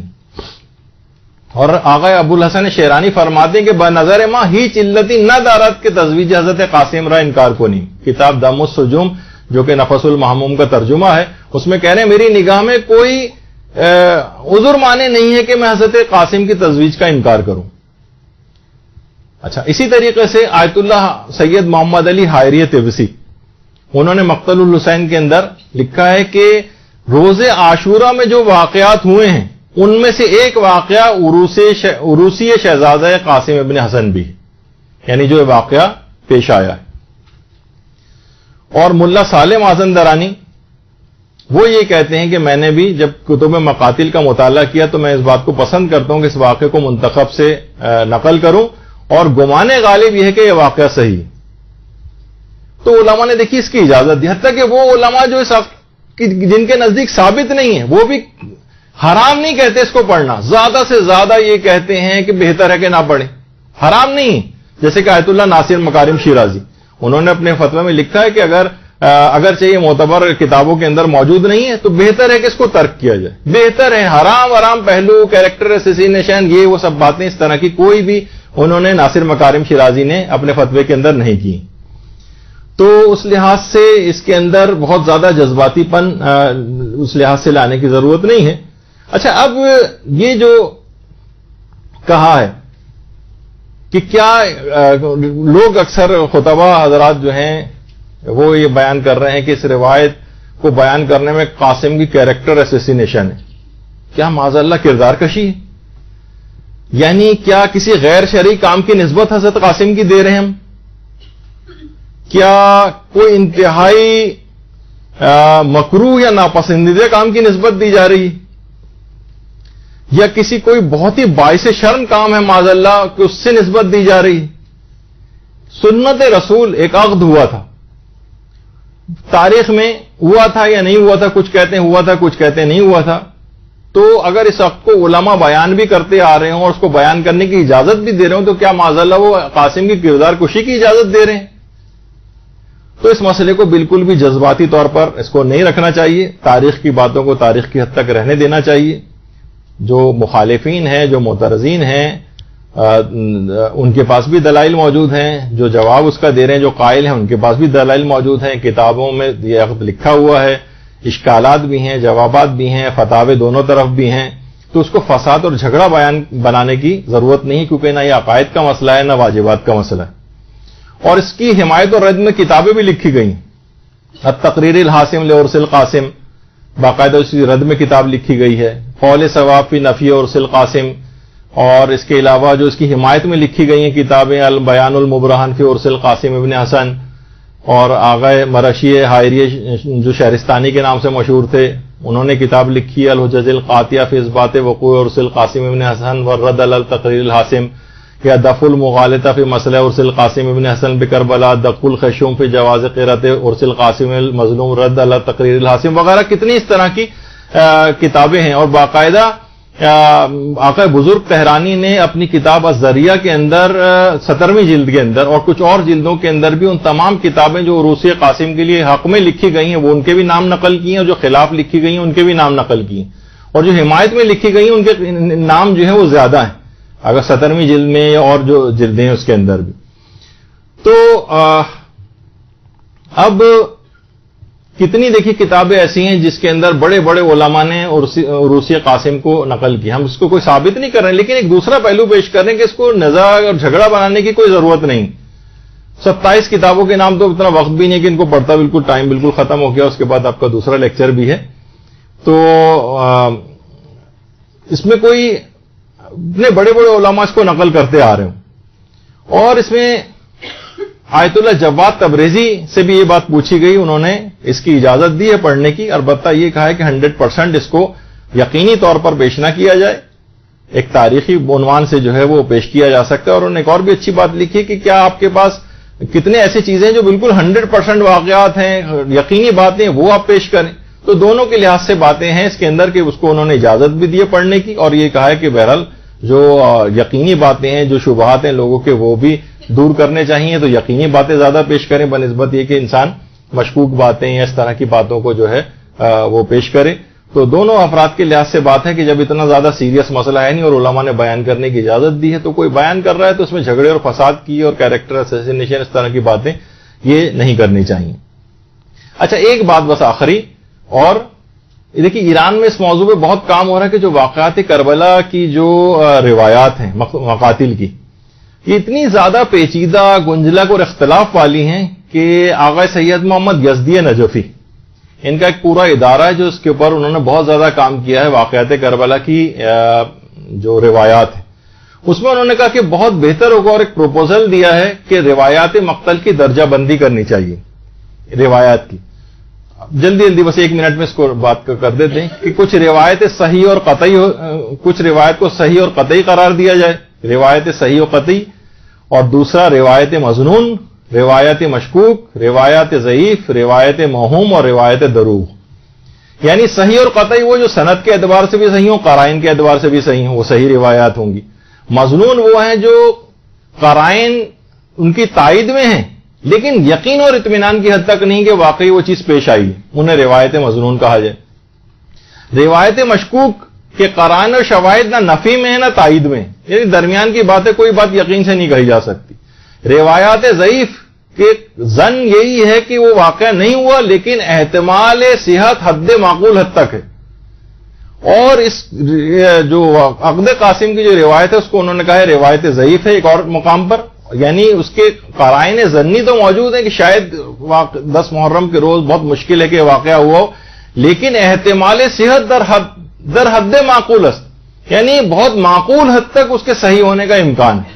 اور روایات موہوم تو وہ ہے کہ ظن غالب یہ ہے کہ وہ نہیں ہوا تھا، اور احتمال صحت بہت ہی ضعیف ہے، اور روایت دروغ جو سند اور قرائن دونوں کے لحاظ سے بالکل روایت قابل قبول نہ ہو. تو اب دیکھیے بس اس بات کو ختم کرتے ہیں کہ اس کو باعث نزاع بنانا، اس کے خلاف سوشل میڈیا کے اوپر باقاعدہ کوئی کیمپین چلانا، لوگوں کا آپس میں ایک دوسرے سے جھگڑا کرنا، تانا زنی کرنا، کورٹ کچہری تک معاملات چلے جائیں، اب یہ بھی سلسلے جو ہے وہ شروع ہو رہے ہیں. تو اختلافی روایات کو بیان کرنا، جس میں اختلاف ہے تاریخ میں، وہ بیان کرنا، یعنی اگر کوئی دوسرا پہلو بیان کر رہا ہو تو، اور ایک چیز مشہور ہو چکی ہو، رائج ہو لوگوں کے اندر، اور صرف ایک ہی نظریے کو امپوز کر دینا کہ جو دوسری بات کر رہا ہے بالکل حرام اور گناہ کبیرہ اور کردار کشی کر رہا ہے، تو یہ بالکل بھی مناسب نہیں، اس سے قوم میں انتشار ہوگا. اور ملت کا جو اتحاد اور اتفاق ہے وہ اتنے چھوٹے چھوٹے تاریخی مسائل سے بہت زیادہ ہے کہ ہم آپس میں دست و گریباں ہو جائیں، روزانہ کی بنیاد پہ قتل ہو رہے ہوں، سب کچھ ہو رہے ہوں، اور ہم جو ہے بیٹھے ہوئے کہ وہ اس طرح کی گفتگو. جب ہلاکو خان نے بغداد پہ قبضہ کیا تھا تو اس زمانے میں کچھ لوگ یہ والی ڈسکشن کر رہے تھے کہ حضرت آدم نے جس استرے سے پہلے حج کے بعد جو بال منڈوائے تھے اس کی دھار دائیں طرف تھی کہ بائیں طرف تھی. اب اس قسم کے واقعات یہ کوئی بھی ہو، اس میں اپنے آپ کو محنتیں لگائی جائیں ساری کہ اب دیکھیں پورے 2 گھنٹے کا ہم نے یہاں پر اس پہ لگایا، حالانکہ کوئی اتنا ایشو نہیں تھا، لیکن بہت زیادہ معاشرے کے اندر چیز پھیل گئی. تو اس میں یہ بیان کرنا مقصد تھا کہ اگرچہ روایت ثابت نہیں بھی ہو تب بھی علماء نے اس کو بیان کرنے کی اجازت دی ہے، تو اتنا جذباتی مسئلہ بیان کرنے کی ضرورت نہیں. اور جب ہی آغا سیستانی نے خطبہ ذاکرین نوحہ خوانوں کے نام جو ایام عزا شروع ہونے سے پہلے جو پیغام دیا تھا، اس میں یہی کہ انہوں نے کہا کہ ممبر حسینی سے شیعوں کے درمیان موجود اختلافات کو بیان نہ کیا جائے، چاہے ان اختلافات کا تعلق فکری شعبے سے ہو یا ان کا تعلق شاعر حسینیہ سے ہو. ہر صورت میں یعنی اتحاد اور اتفاق کو جو ہے وہ برقرار رکھنا ہے. اور امام خمینی نے بھی سن 1400 ہجری میں اول ماہ محرم میں ذاکرین اور علماء قوم سے خطاب کرتے ہوئے ایک جملہ ارشاد فرمایا تھا. وہ یہ تھا، کیا فرمایا کہ واعظین اور ذاکرین علماء قوم سے کہ شہید کربلا نے ہمیں متحد کیا ہے، اسی عزاداری نے ہمیں اتحاد کی دولت سے نوازا ہے. یہ شیطانی ہتھ کنڈے ہیں اور شیطان کے چبائے ہوئے لقمے ہیں جس کے ذریعے وہ ہمارے اتحاد کو چھیننا چاہتا ہے. استعمار کے ایجنٹوں نے علماء اور نوجوانوں کو ایک دوسرے کے خلاف کیا ہے، دونوں طرف سے نفرت انگیز باتوں نے باہمی نفرتوں میں اضافہ کیا ہے. تو جب بھی اس قسم کے جھگڑے آتے ہیں اور لوگ ایک دوسرے سے بحث و مباحثہ کرتے ہیں تو ہمیشہ دیکھنے میں آتا ہے کہ اختلاف، جھگڑے، ایک دوسرے کو برا بھلا کہنا، پھر علماء کو برا بھلا کہنا، یہ سب اس کے اندر شامل ہو جاتا ہے. تو یہ تاریخی واقعہ جو کہ اختلافی تاریخی واقعہ ہے، اس کے اندر اتنا زیادہ اس کو جذباتی پن اس کے اندر لے آنا کہ لوگ ایک دوسرے کے خلاف ہو جائیں، ایک دوسرے کے خلاف مقدمے بازی تک کے اندر نوبت پیش آ جائے، تو ایک لحاظ سے اس میں یہ کہا جائے گا کہ شیطان کے چبائے ہوئے لقمے ہیں جس سے وہ ہمارے اتحاد کو چھیننا چاہتا ہے. اتحاد بہت زیادہ ضروری ہے قوم میں، چھوٹے موٹے مسئلوں کے اندر جذباتی لحاظ سے اس میں نہیں آنا چاہیے. اور آپ لوگوں کا آخر میں بس یہی والی نصیحت دوبارہ کہ کوئی بھی اختلافی بات یا جو معاشرے کے اندر آپ کا کوئی نظریہ ہو، آپ کی کوئی تحقیق ہو، تو ضرور نہیں کہ آپ 100% اس کو لوگوں پہ امپوز کریں. بہت ہوا تو اپنا صرف کچھ علماء یہ کہتے ہیں کہ اس طرح سے، کچھ علماء کہتے ہیں اس طرح سے، اور اپنی بات آپ بہت اس طرح سے بھی پیش کی جا سکتی کہ معاشرے کے اندر کوئی فساد اور جھگڑا نہ ہو. لیکن جب آپ اس طرح کی باتیں کریں گے کہ کردار کشی ہو رہی ہے اور ایک دین اسلام منہدم ہوا جا رہا ہے، اس وقت کو بیان کرنے سے تو ایسا کوئی مسئلہ نہیں، علماء نے اجازت دی. اب صرف ایک مسئلہ رہ گیا ہے کہ ابھی ہم نے کہا تھا کہ عقد قاسم بیان کرنا بالکل الگ چیز ہے، اور مہندی کیوں نکالتے ہیں؟ یہ تو ایک گویا ایک لحاظ سے ایک ہندوانی رسم ہے جیسے کہ عام طور پہ کہا جاتا ہے. اس پہ علماء کیا کہتے ہیں، نظریات کیا ہیں، اس سے ملحقہ جتنی اور رسومات عزاداری ہیں، اس پہ انشاءاللہ ہماری اگلی گفتگو ہوگی. وصلی اللہ علی محمد وآلہ